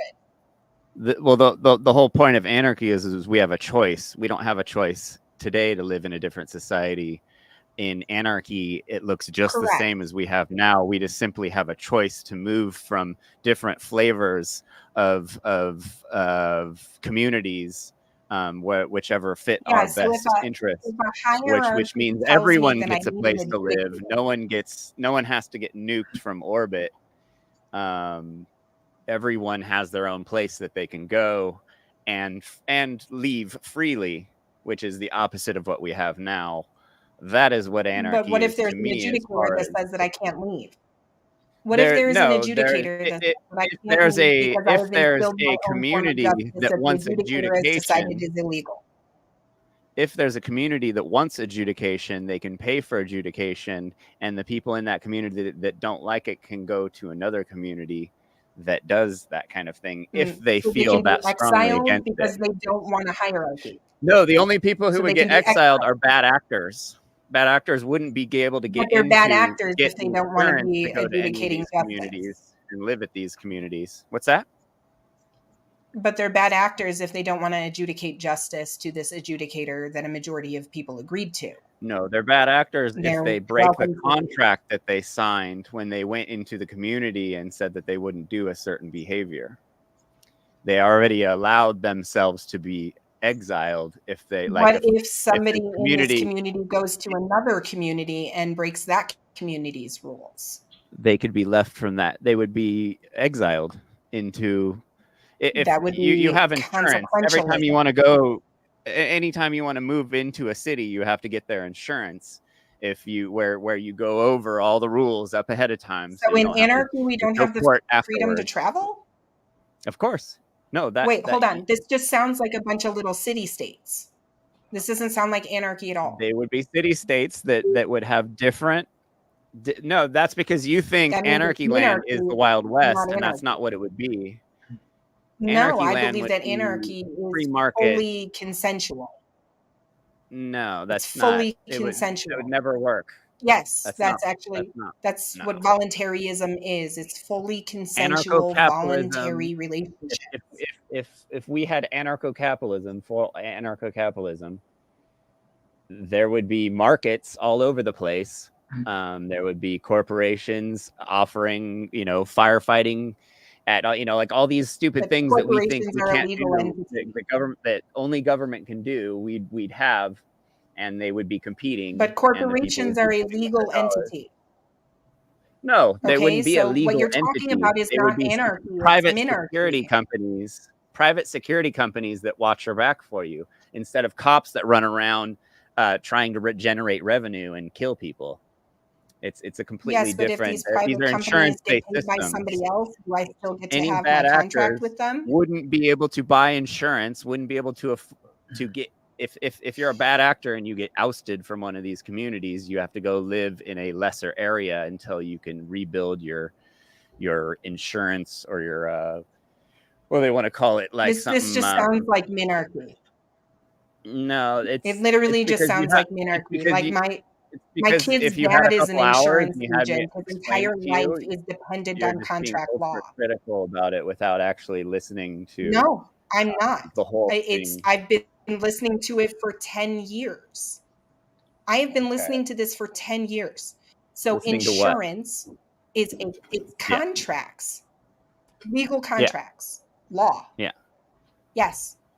So Yeah. so law, The law of that is not a neighborhood part that of the people got anarchy. together to approve that they're okay with. Like, not That's just everyone's not going to democracy. want to not have security or sort of not live But in that's just anarchy, and you democracy have then. different flavors. What's that? No, because But every that's just community has their own democracy. rules. That's not anarchy. Nah, you're. 1 second. Well, I'll send you some stuff, and you could check it out. I've read and it. This is Yeah. why we have issues. You haven't because you we haven't have listened to more than ANCAPs who 5 think minutes that of they what get I've to said. place a hierarchy on people. Okay, Yes, I have. Who am I And I'm quoting asking then you the when I'm question. talking about these insurance-based communities? Does Who it am I matter? quoting then? Yeah, if you've already read them, you Who is know it? who I'm talking about. No, I've had these discussions for 10 years. You have never given, nobody have has I. ever given me an As answer have I. on how That sounds like insurance, which Justin is a Bernini right legal there. contract, I've done this stuff for 10 applies to years. anarchy. I've been researching for 10 years. Well, can you give I've me been an doing the answer on same thing how for 10 years, insurance is and not a I've legal come up with contract? something different. Can you But give me maybe an we'll answer do a on video how where you insurance tell is me not a what your legal future. contract Wait, that requires law? your future, my future. I'm optimistic about, and I think is attainable. Your future, you have to kill everyone. Which one sounds No, more I don't. right? I actually You just said you're explicitly pro-war say and that you're people should be anti-NAP working and you're all together. this stuff. You want to bomb half I the am people anti-NAP in the because it's country. illusory, and there's people like you who think that I can adjudicate it or be exiled. Well, you're just using words I none can of us know. adjudicate my authority or be exiled. That's what you're saying. No. A community can come Yes, together that's and literally what you said. decide that they want to be A adjudicated. community can come together and that can be exile that is you for completely not okay. adjudicating But there your will be a sovereignty. limitation to the No, adjudication. It's literally not not. a monolithic That's government. literally It's an simply illegitimate a authority. company that It's is an illegitimate that is authority. regulated by the dollar of the people, taking care of What things dollar? that The the dollar is government used to created take by care a of. government. No, it's not. A currency is Anything could created be by a a dollar. government. Any currency could be anything. Could be Then currency. you need to use like High fives could be a different currency. It doesn't mean anything. word. Huh? Oh, okay, it doesn't mean anything. Gotcha. No. Dollar Okay. doesn't mean anything. It's just a unit. Okay. Okie dokie. You've never bartered before? Have you ever I've lived been in an Central agorist America where for most like people barter? years. Have you ever pretty been to wild. Literally been an jail? agorist for like Yeah. years. Have you ever been to No, jail? I've never There been was arrested. commerce in jail. They couldn't stop that Yeah, shit. like That was a ramen noodles. controlled They call them society. ramen noodles. They don't call them Yeah, dollar bills. haircuts and ramen noodles and washing your clothes, Blowjob. Absolutely. It's called blowjob. washing your clothes and That's ramen. prison. It's not called a dollar bill. It's not called a 5-pack dollar ramen bill. right there. Yeah, it's a 5-pack of ramen. It's not $5 Artwork. bills.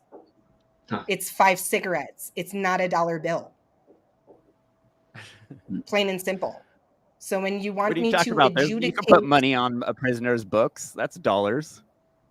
yes, you can, and then they go and they buy ramen. Hold on, baby. Ugh, I've got to go. It was a real pleasure Yeah. being on here. Try not to put authority of adjudication on other people and claim to be an anarchist. It's never going to happen for people outside of Ancapistan. It will never happen. You have to consider the fact that other communities exist. And nobody's going to be willing to do that.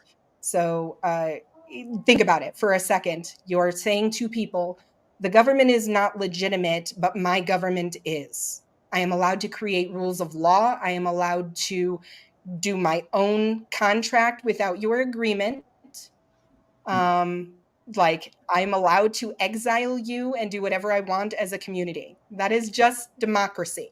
It is not anarchy. No, it's Have a good property night. rights. What do you mean? There's no You such can thing as control what property happens on your rights. property. Yeah. So legally, Property private as and far public as and you personal have as much property are property all as you can legal defend with your terms. life. They're all legal That's it. terms, and I'm not going to get into The it. land Public, owns us. private, We don't own and the personal land. Are you property kidding? are all legal terms. You can Once you find them start in thinking that Black's you can Law. own land, then you start thinking you need it. Then you need a government. Yikes. So like property as a concept, I mean, you know, it begins with yourself because your body is your own property, and Yeah. whatever you produce with your body and your mind. I mean, the mind thing is debatable too. Intellectual property, I mean, I'm about 80% there as far as like that being not a legitimate property. Yeah, it's not a legit at all. Yeah, It slows down progression. right, Of yeah. our society. I love the examples of companies that what corporations, whatever, it's individuals collaborating, cooperating together, co-op, you know, corporation, whatever you want to fucking call it. Like Volvo, for instance, I work in the car industry.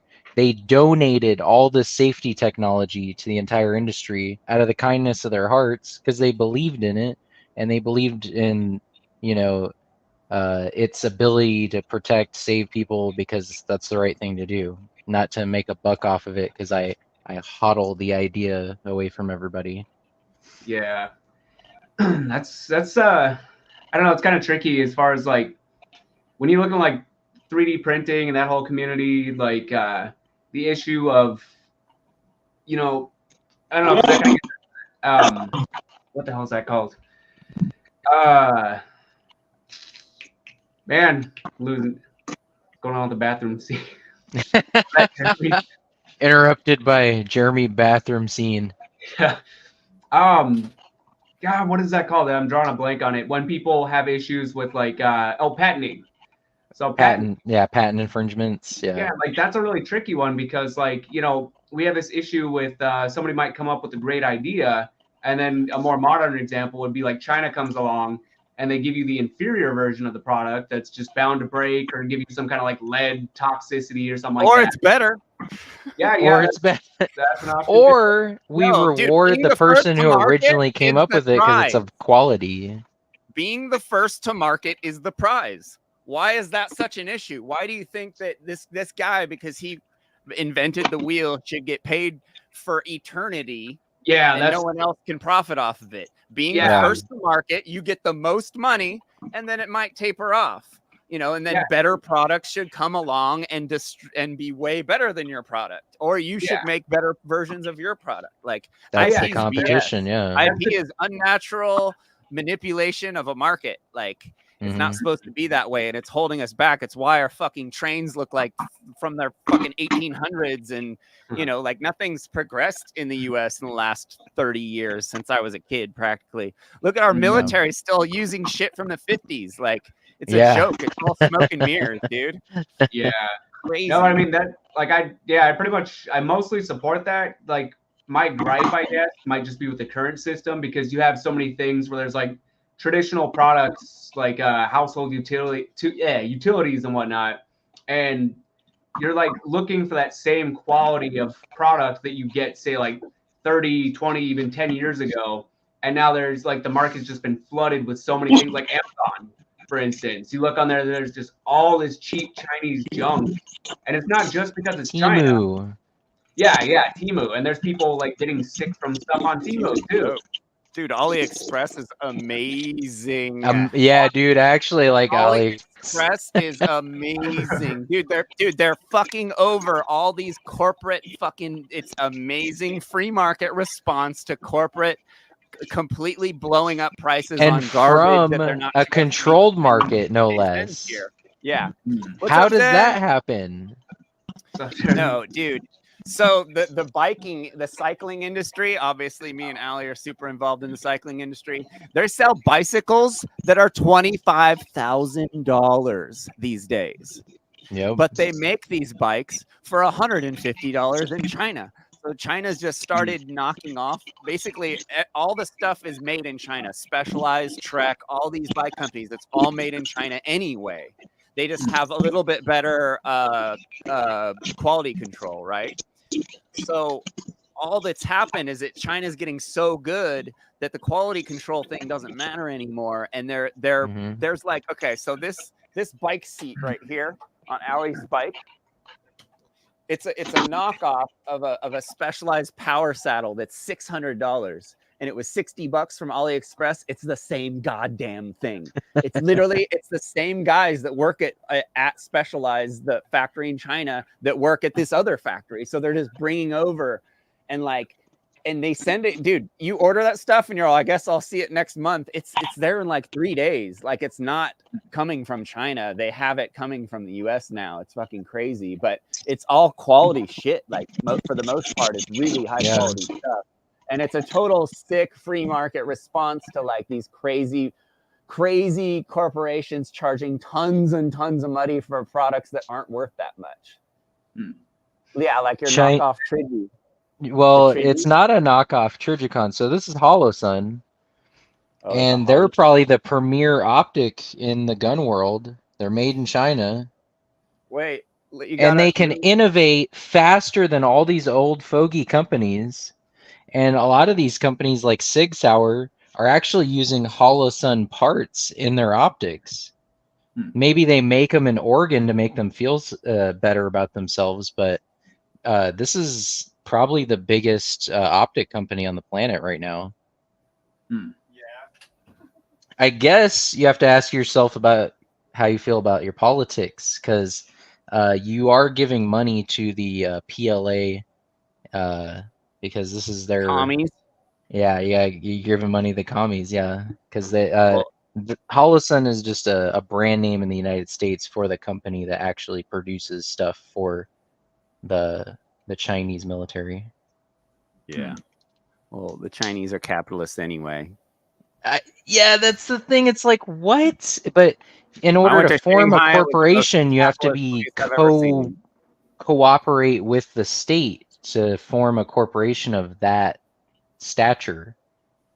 But then they have a bunch of tax breaks and stuff, not only for the company, but the employees benefit from lower tax brackets and stuff when they get to a high level of corporation. Good point, Will.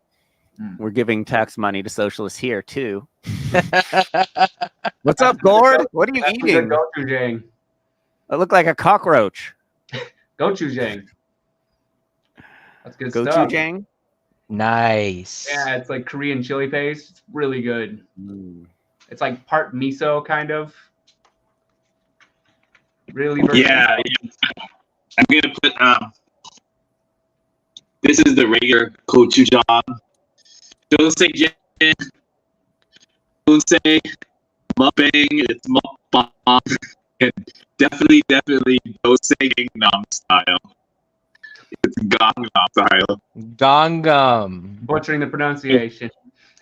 It's basically an all sound version of just like it is Spanish, French, German, almost any other language written in the Roman alphabet.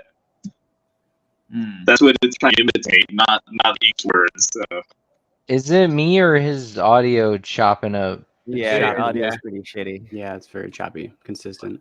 Devin and Braxton, have you seen this video? No. Dr. Drew gets heated over. Who's Dr. Since Drew? we were talking about Israel-Palestine last week, yeah, he's an oldie but goodie of mine. So it's a little slow in the beginning. I might as well just get to the. We were covering some pretty base topics, like Jerem would say last week. Hey Jeff, it's almost midnight over here by me, so I'm just gonna head off so I can go for a walk, maybe wind down. All right, dude. Thanks for coming by, Nicholas. Come by. Yeah, again. absolutely. I really appreciate Good it. to see Thank you, you brother. so much. It was great listening in. Thanks so much, guys. Have a great night. Take care. All right. Better. And so here it is. Going out to Jeffrey. And Jeffrey, we've got literally 3 minutes.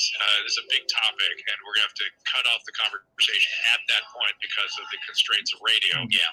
But go ahead, ask your question. It's an important question. Well, I was wondering.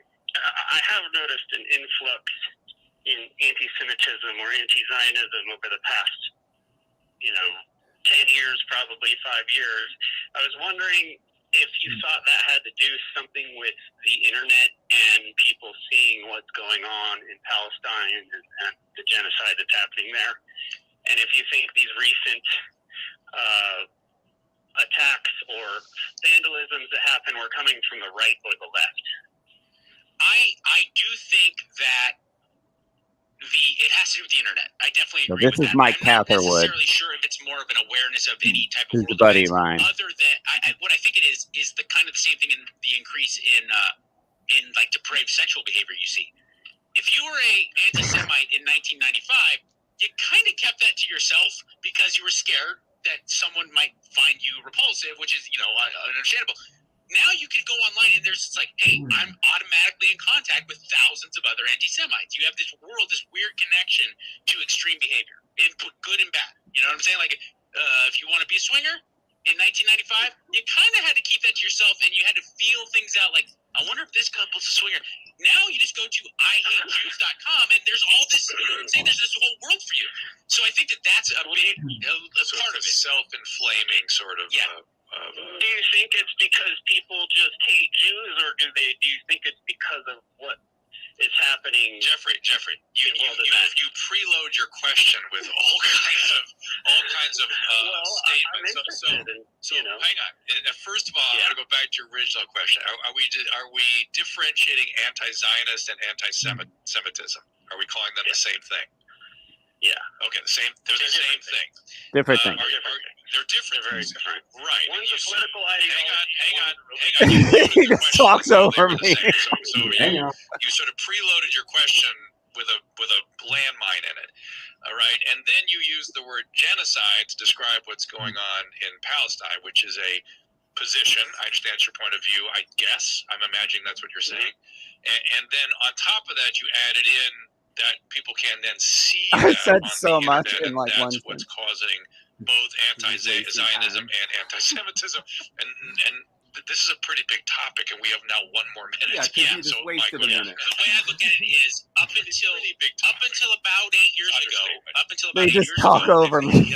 Palestine versus Israel. They're professionals, dude. They're That is a professionals news at story this that shit. had to live in only He wouldn't even. He heard where I was going. He's all. only through what we got from about 4 news sources. Try to fill as much air as possible. Whether it's true or not. Now Wait, you have you can hear how pissed legitimate off he is access later. to Watch. dissect that story, and I do think that it's going to increase either sensitivity or anger towards Jews and Muslims. Yeah. All right. I say it's unfair to even try to tackle this problem in the 3 minutes we have. Yeah, you said that 5 times. It's something that we're going to solve. Unfair to You spent 2 minutes saying that. tons of landmines, and that would have to be parsed out in order to answer the questions properly. 800-222-5222. We got to go to break again. God, What Drew that was doesn't garbage. understand is I don't really Just care what dodging. he says. Whatever he's gonna say is gonna be Yeah. funny, but Serious dodge.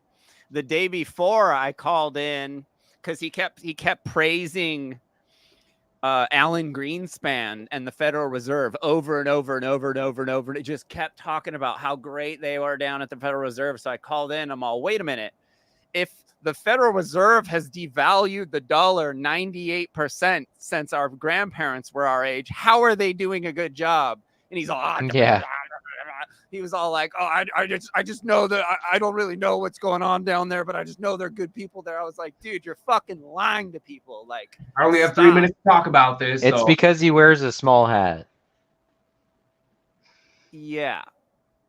It is. Well, no, of course. No, they were so tactical over about talking over that shit. Like, and that was so they had KABC radio. That was on the radio. KABC. I said that shit. Wow. Yeah. And every time I called in, I got through. It was fucking crazy. I was calling in all the time. But this one and the Greenspan one, I was just totally fucking called him out. Like, dude, what are you talking about? How the hell could you say that they're doing a good job? Like, how could you, like, who is paying you to say that shit? Like, Yeah. that's crazy. And so Mike Catherwood, Psycho Mike, the other guy on the show, he used to be a DJ on K-Rock in LA, like a disc jockey guy. I worked on his motor. He's got a bunch of vintage motorcycles that I used to work on. And so he told me he was doing that show, and he's all, yeah, you should call in. And I was all, oh, I'm going to fucking call in. He's all, you'll probably get through. And I'm all, oh, I'll get through. And so You just he made a didn't even mistake, know. buddy. Yeah, you made a serious mistake. Okay, your videos. I'm trying to look up I recorded the Alan Greenspan one too. Just like twice, just like, dude, he's like, oh yeah, Zionism is the same as, like, he was trying to pull all the tricks. It was hilarious. But it always goes to that, like, anti-Semitism being equated with anti-Semitism and anti-Zionism. That's always the thing that people are like, they conflate the two, and it's almost. Well, no, they're trying to say they're the same, so it's anti-Semitic to be anti-Zionist. Yeah, that's what I mean. That's what he's.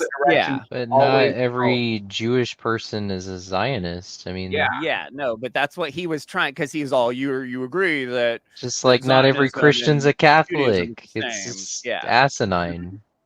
No, you can be a Zionist and be not Jewish. Yeah, but that fair enough. Yeah, I mean the evangelical lead, Christian churches. He was trying to lead me into the wrong way, and I was just like, no, they're completely different. One is the political ideology behind Israel, and the other is a religion. Like he wouldn't. He was just all just like talked over the whole thing. It was super funny, but exposed. There's a lot of Hasidic. There's a lot of Hasidic Jews I've seen that don't like Zionism, like that Dr. Vladimir Zelenko, I think his name was. He was one of the big. Yeah, he was one of the Alex big. Jones. Well, I saw him back when he was on like the High Wire with what's his name? God, I'm drawing a blank on his name. The dude who runs the High Wire show. He's a pretty cool guy. I don't know if he's like from Texas, and he's like a OG kind of environmentalist, like we were talking about a while back, with like not the whole like, if you're vegan, that means you automatically believe in climate change, that kind of stuff. But the idea of pollution and all that, and he's like the and all that anthropomorphic climate change denialism. Yeah. Like pre that. Yeah. I mean, that's my cutoff with like when people like, because I gladly accept the label of like hippie, but it's because it's like I have like old school values that like that's a tricky one, because I don't agree with like the socialism and the whole like co-opted peace movement and all that, but you get the general sentiment. But New Age religionism. Yeah. But the dude from the High Wire, he brought on Vlad Zelenko, and Zelenko was like, he was talking about that one supplement. It's found in like garlic and all this other stuff, but it was one of the ones that was being recommended for the treatment protocols. But yeah, he stood firmly against Zionism, all about health. What's up, Zen? Zen. Vegas vegans in the house. Yeah. Hey, we're gonna be almost Vegas vegan soon. Yeah, you guys are gonna be mining for gold in the desert. Yeah. Hell yeah. Actually, I might have to ask you to do a favor for me. I have a piece of equipment I'm buying in Henderson, and where the rig's broken down right now. I'm working on it, so the guy's like holding it for me, and he's been calling me. I might have you pick it up. Oh, you need to store it somewhere, or just someone to grab it, because it's a really good deal, and I want to be able to get it. But I told him I would be there already. But anyway, we can talk about it later. Okay. What are you doing, Gord? What's up, Zen? Yeah, Zen, did you hear we bought a gold mine in Baker? You'll be able to just drive and come visit us. Dude, this mine's sick. I had to 4-wheel drive to get to it because there were no roads. I just had to drive up a ravine. And there's like cans set up from like 1930s still sitting up like how they were left. Like the place is untouched because it's like you know where Baker is. Baker's nowhere. There's nothing in Baker. There were a few businesses, but they've been shut down for it's right by where the Ron Paul sign is. Yeah. But it's like not even dangerous out there because it's such the boonies. Like there's no water around for anyone to get to like survive out there. So it's like pretty Everybody good. looks like a prune. Yeah. It's a bunch of old ladies. No, there's just no one out there. It's crazy. There weren't even like tracks anywhere out there. There was a mining company made a concrete road out to where the washes start. And then it's just washes have washed away all the old roads from that are 100 years old. So there's nothing up there. There's no reason to go out there because there's so much desert out there. They're like, there's no specific reason to go up in that area. So how did you acquire that? eBay, motherfucker. eBay? You bought some land on eBay? Mining claims on eBay. I've been looking at them since I was a fucking teenager, dude. I wanted to buy mine for so long. So is Allie too. It's super weird when we met. She's like, I'm into that shit too. I was like, oh hell yeah. That's how Allie sounds. I'm into that shit too. We have ones and we got it. 20 acres. Baker.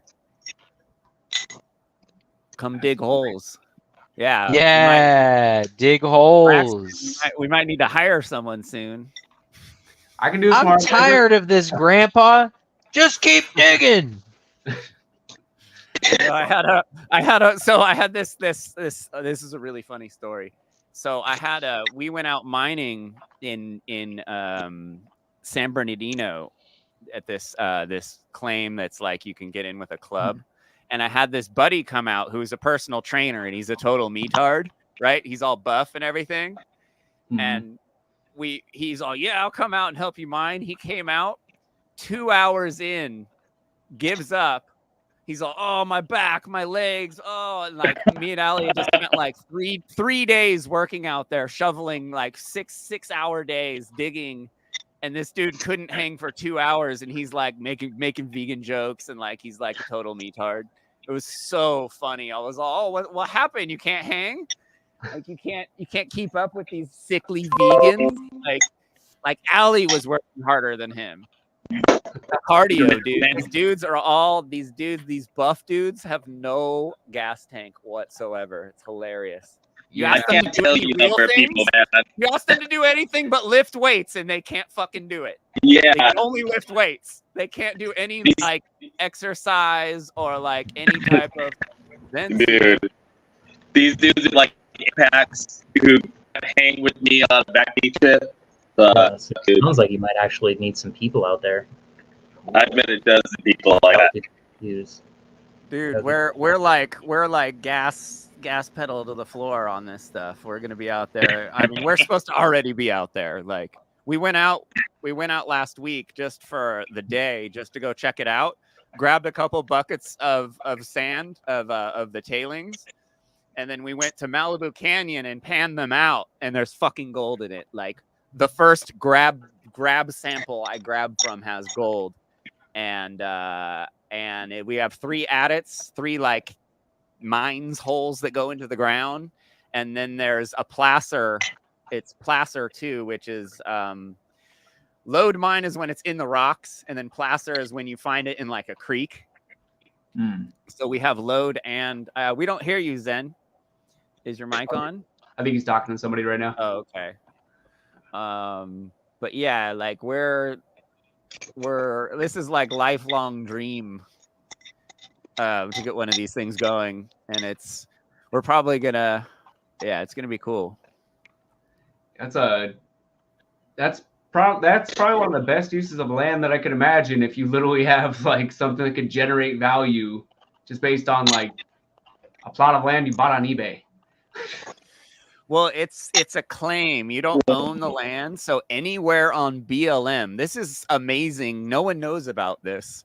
This is like kind of the key to like being a like this is a gnarly agorism grab. But you can buy a claim. You can claim up any BLM land that exists and stay on it if you file the right paperwork for the rest of your life. Okay. As long as you're mining. So Ah. you could own 20 acres in anywhere on BLM, basically, kind of, you know. Like you don't actually own it, but you're mining and you have the mining rights, and you can always, the government always wants people to pull, the government, the banking system, the whole thing, they want people to pull gold out of the ground and trade them for worthless paper for it. That's what the system is based off of, you know, like that's what they want. So they allow you to do it. So they make it pretty cushy. You know, it's $300 to file a claim, but we bought an actual mine because you could claim up any piece of land, whether there's minerals on it or not. But we bought an actual older mine that used to be producing, which is kind of fun. But you can get them for $300, $500, $1,000. It all depends on like how good, how the potential is usually. But if you look on eBay, it's pretty tight. It's pretty fun to look at them too, because they're all history. It's you know, it's California, Midwest or Southwest history. Most of the roads in California and Arizona and Nevada were made by the mining companies, and then the government came along and claimed they fucking built them, and they just mismanage them and leave them to be super dangerous. But yeah, that's pretty legit. I can't say anything that would add any value to that, but that's a really cool opportunity. Yeah, Devin, when you have a claim and you file paperwork, you can file paperwork to have, I mean, as it sits now, yes, it's 14 days, which is casually mining, which means you don't have like serious equipment out there. But if you want to have serious equipment, you go file paperwork. You can put in buildings. You can dig a well. You can do all kinds of stuff and stay there year round.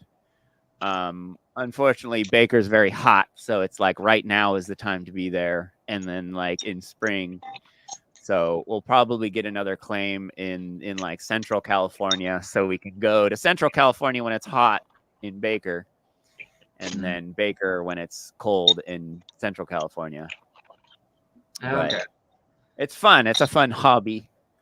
There's a chance you may, you know, there's always a chance of making money, but you mostly lose money.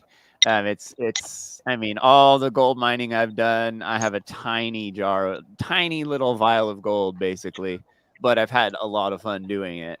It's mostly just like an excuse to get outdoors and do something interesting and be around old historical shit. We don't have a lot of historical shit in California, but this stuff.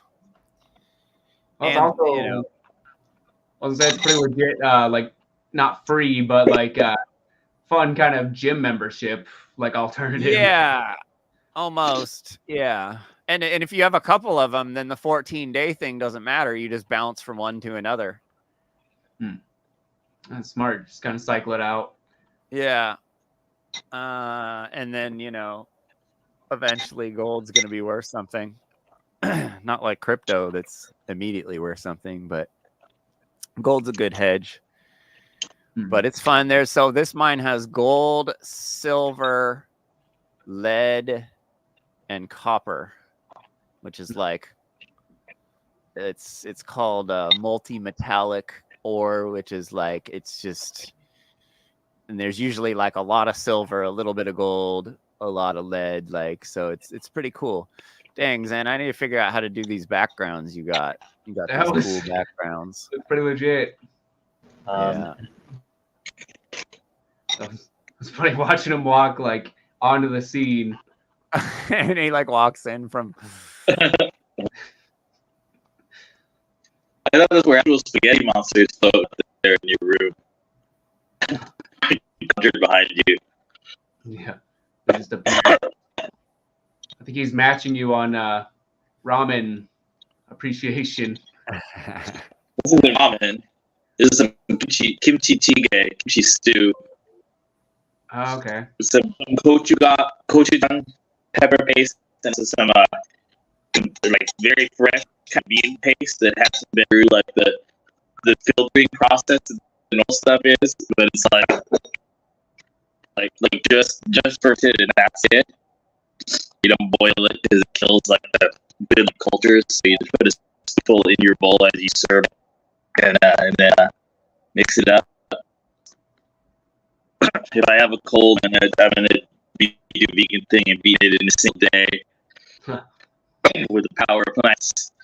I got some cool good tofu in it. I got some plant-based tuna. Gord, your mic sucks. Mike does suck. I'm following like 90% of what you're saying, but I'm like trying to fill in the gaps.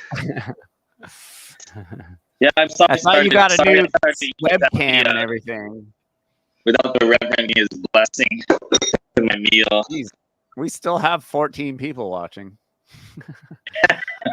Big burnout on this one. Yeah, that was funny. That was quite a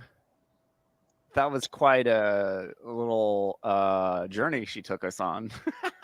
Yeah, kind of like we went all over the place with that one. Not a good info. Stuff I'm gonna have to go back and like I was trying to find her book while she was on so I could like post like a link or a way to find it because I found the audiobook earlier. Yeah. Yeah, because I'm curious about that because she sounds like she doesn't give much like credence, I guess, to the whole sovereign movement, which I was kind of curious because I've always kind of had what she this, sounded like. yeah, and I've had this concept that like the sovereign movement, when you look into the right information, like there is, at least as far as I've seen, I'm not like super well researched, but there's the de facto and the de jure government, which de jure is like the original republic. It's like pre-constitutional government, something like that. But then de facto is the people who came in when like when the government was corporatized. And so like what the sovereign movement is trying to do is try to go back to at least the original sort of more self-governing common law type government. And like that paired with anarchy, if you can figure out how to work with the current system to like exit out of it as much as possible and regain independence in a way that can be recognized, like that seems like it'd be a good start. So that's why I kind of see potential to bridge that gap if there is something legit to the sovereign movement. It's hard to say. Well, it's already been co-opted, obviously. Mm-hmm. And we don't have much evidence of it working out, except for a few lucky videos, which is bound to happen every once in a while. Yeah, like how much is like Jedi mind tricks of just like saying the right things, getting the right cop. That if you're doing like right to travel, or even have a flashy vocabulary. Yeah, which is good to have. It's good to have a good grasp on the language. But where'd Zen go? Zen's my main thought about this sovereign type people is that the idea makes sense if you're going to like develop it theoretically and then create an action plan, but if you're just be like saying the rhetoric as the cop is dragging you out of your vehicle and and just if you don't stop saying that, you're going to be a heavily contender or straight to a cell and then keep on saying it. That seems like it's some kind of like masochistic, like manifestation of mental illness. And it's not, if you actually held the principles, still wouldn't have a reason to just throw themselves under the bus. Yeah. when they clearly don't have power in the situation. I don't understand what's going on there. Yeah, it's well, I mostly follow what you say. Your mic is trash. Understandable, but well, no, I can bring it close to my face. It's still kind of choppy. But okay. Well, I was gonna say because the whole issue is like becoming a martyr.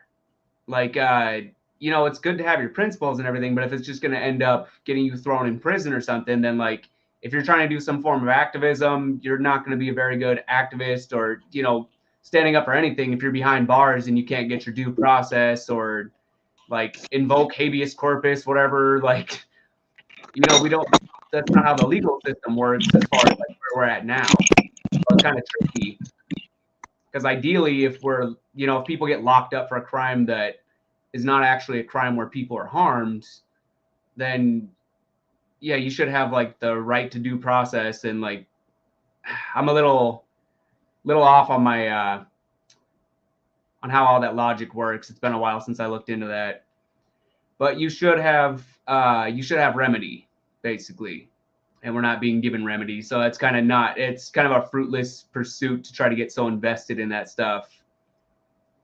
In a perfect world, that'd be great.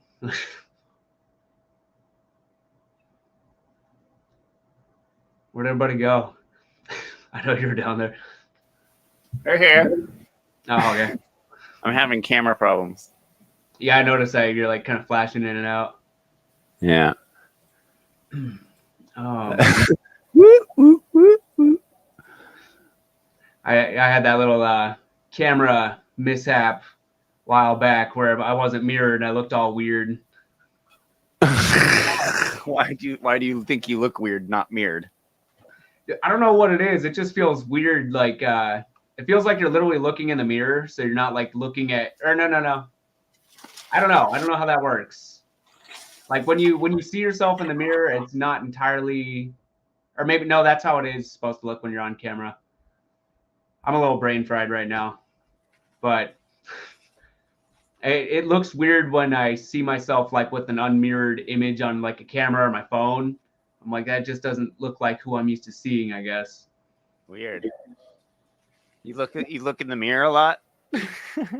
Not really, but I don't know. I guess it's that familiar other, that self. Weird. Let's see. Got open floor here.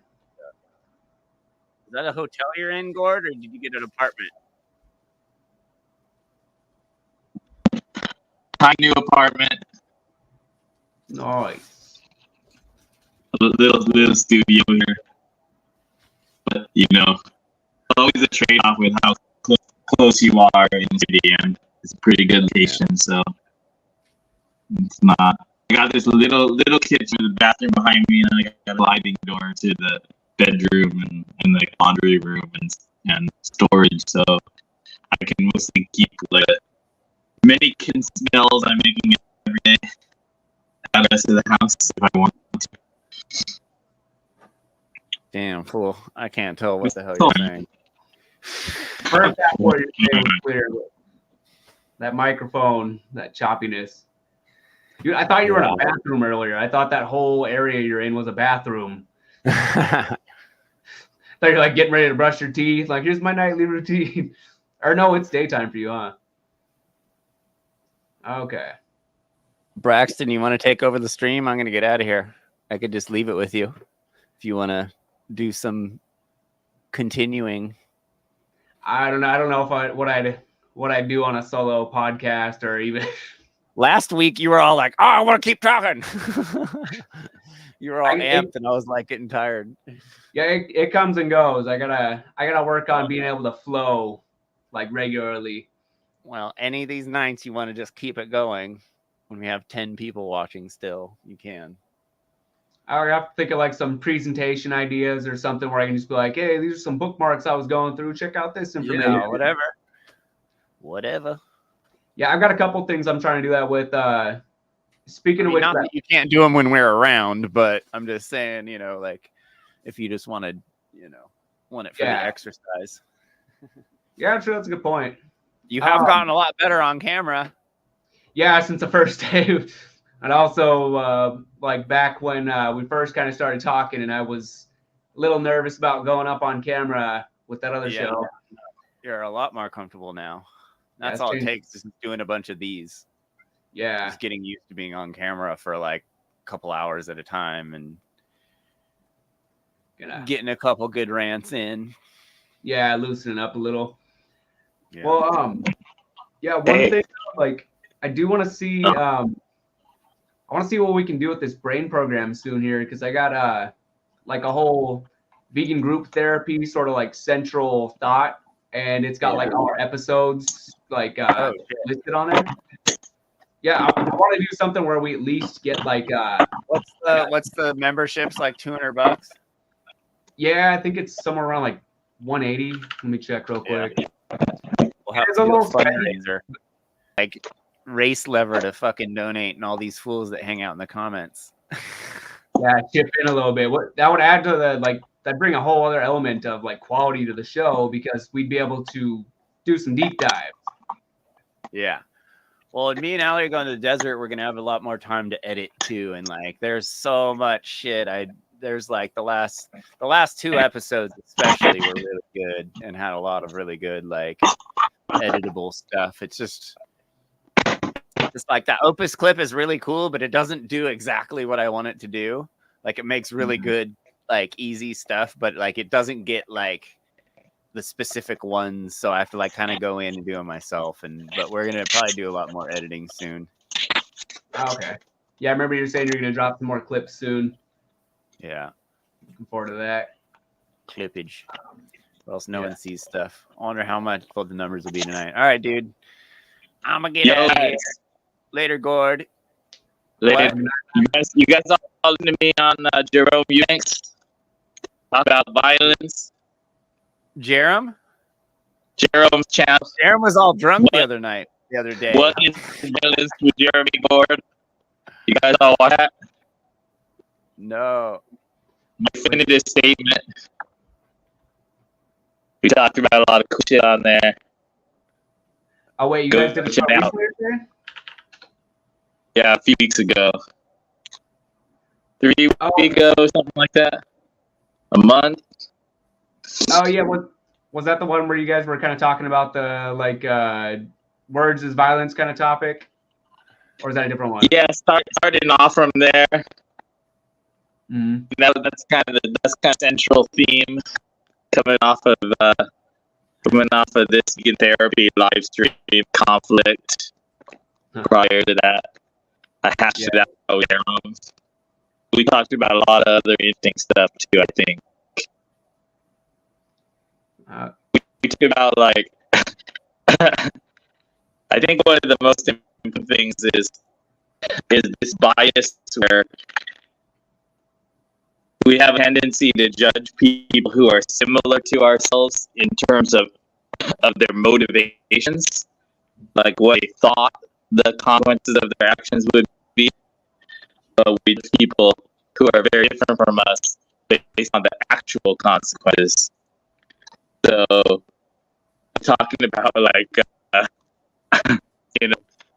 like the Nazis, if like Nazi leader, like really truly believed that he was saving the world from a disaster, like there was going to be so much worse suffering if the certain group of people allowed to maintain power and influence. We wouldn't judge him based on intentions being good. We judge him based on what he actually did being really terrible, right? But then when you try to think of something that's like kind of on our side historically, you tend to do the opposite. You tend to say, well, they were a good person because they weren't trying to fuck the world. Yeah. People who invented the atomic bomb or something. Then I was talking about how much responsibility intellectuals have, particularly Karl Marx, You know, he never killed anybody. Right. Yeah. So I'm asking, like, who should we judge as the moralist person? Just like an academic, like Marx, or like some low level guy in like the Chinese Cultural Revolution who killed one person, he like shot one student protester or something. But you know, he did that directly and sadistically. Is he more culpable, or is Marx more culpable because Marx had the larger impact? That kind of thing, relating to words and violence, you know. In terms of like intellectual ideologies that end up sort of predictably or unpredictably causing other people in the future to engage in lots and lots of political violence, you know. Yeah, you can't tell what the consequences of their influence is going to be. Kind of a like Charles Manson with the murder by proxy sort of issue. Oh yeah, Jerome brought up Manson too. Yeah. Yeah. And we were talking about like if you try to make a distinction between directly call for violence, directly citing violence, like hiring a hitman, then you run into this problem where, like, my example is the mafia boss can like invite this hitman randomly to like a one-on-one dinner at a really fancy restaurant, and that like this guy would ordinarily never be able to go to or afford, right? So the mafia boss brings him there, and he just clearly mentions in the conversation, you know, so and so is getting ready to testify in court against our family, you know, and then just kind of lets that drop and just changes the topic. You know, the rest of the night that nobody ever gets brought up, but it's such a clear signal to the hitman that, you know, that the boss wants this guy gone, right? Yeah, there's a problem. I'm just gonna let that kind of hang out here. Yeah. So you know, if you're gonna try to like make the distinction be like any speech is okay unless it's a direct call for violence, then that mob boss is gonna sort of get scot free. But whatever we might say legally, morally, we ought to think that what makes that mafia boss guilty is that he knew he would bring about the death of the person. Like, not doesn't have to do with like the phrasing of his words or like direct, how like linguistically direct it was. It just has to do with the fact he knew it was going to happen. He knew he was making this person get killed. That makes him more culpable for it. Yeah, like an ominous threat where somebody's just like, "You'll get yours," and then something ends up happening. Yeah, like well, if the person making the threat didn't think that anybody was actually going to follow through on it, yeah, then that would be moral defense. But if they knew perfectly well that somebody was followed through on it, and it wouldn't matter how they chose to phrase their wording, right? It's sad. What matters is that we're serious about the death coming to pass. That's what makes your words morally culpable words. That's why I think sequentialism, like everything else, explains the right answer very well, and other approaches don't. But I was also talking the famous example of shouting fire in a crowded theater, because I started researching history of that, and I was just shocked, because to me, what's shouting fire in a theater when there's no fire wrong is clearly that likely to hurt people. You're likely to cause people to experience a lot of suffering. We get trampled to death. And then the upside is you may get a little chuckle at a prank or something. The upside trivial, and the downside is horrific, just like factory farming of animals. And but that's not what the judges and legal scholars actually said, for the most part, which was shocking to me. Like a month ago when I started researching this, but they actually were saying stuff like hearing fire shouted in a crowded theater bypasses the rational judgment capacity of the audience, so that they instinctively start running almost as they were shoved. Like they're trying to make kind of like this deontic, it's this rights-based objection to shouting fire in a crowded theater by saying the people literally lack the self-control to not freak out and start running. I found that really, really dubious.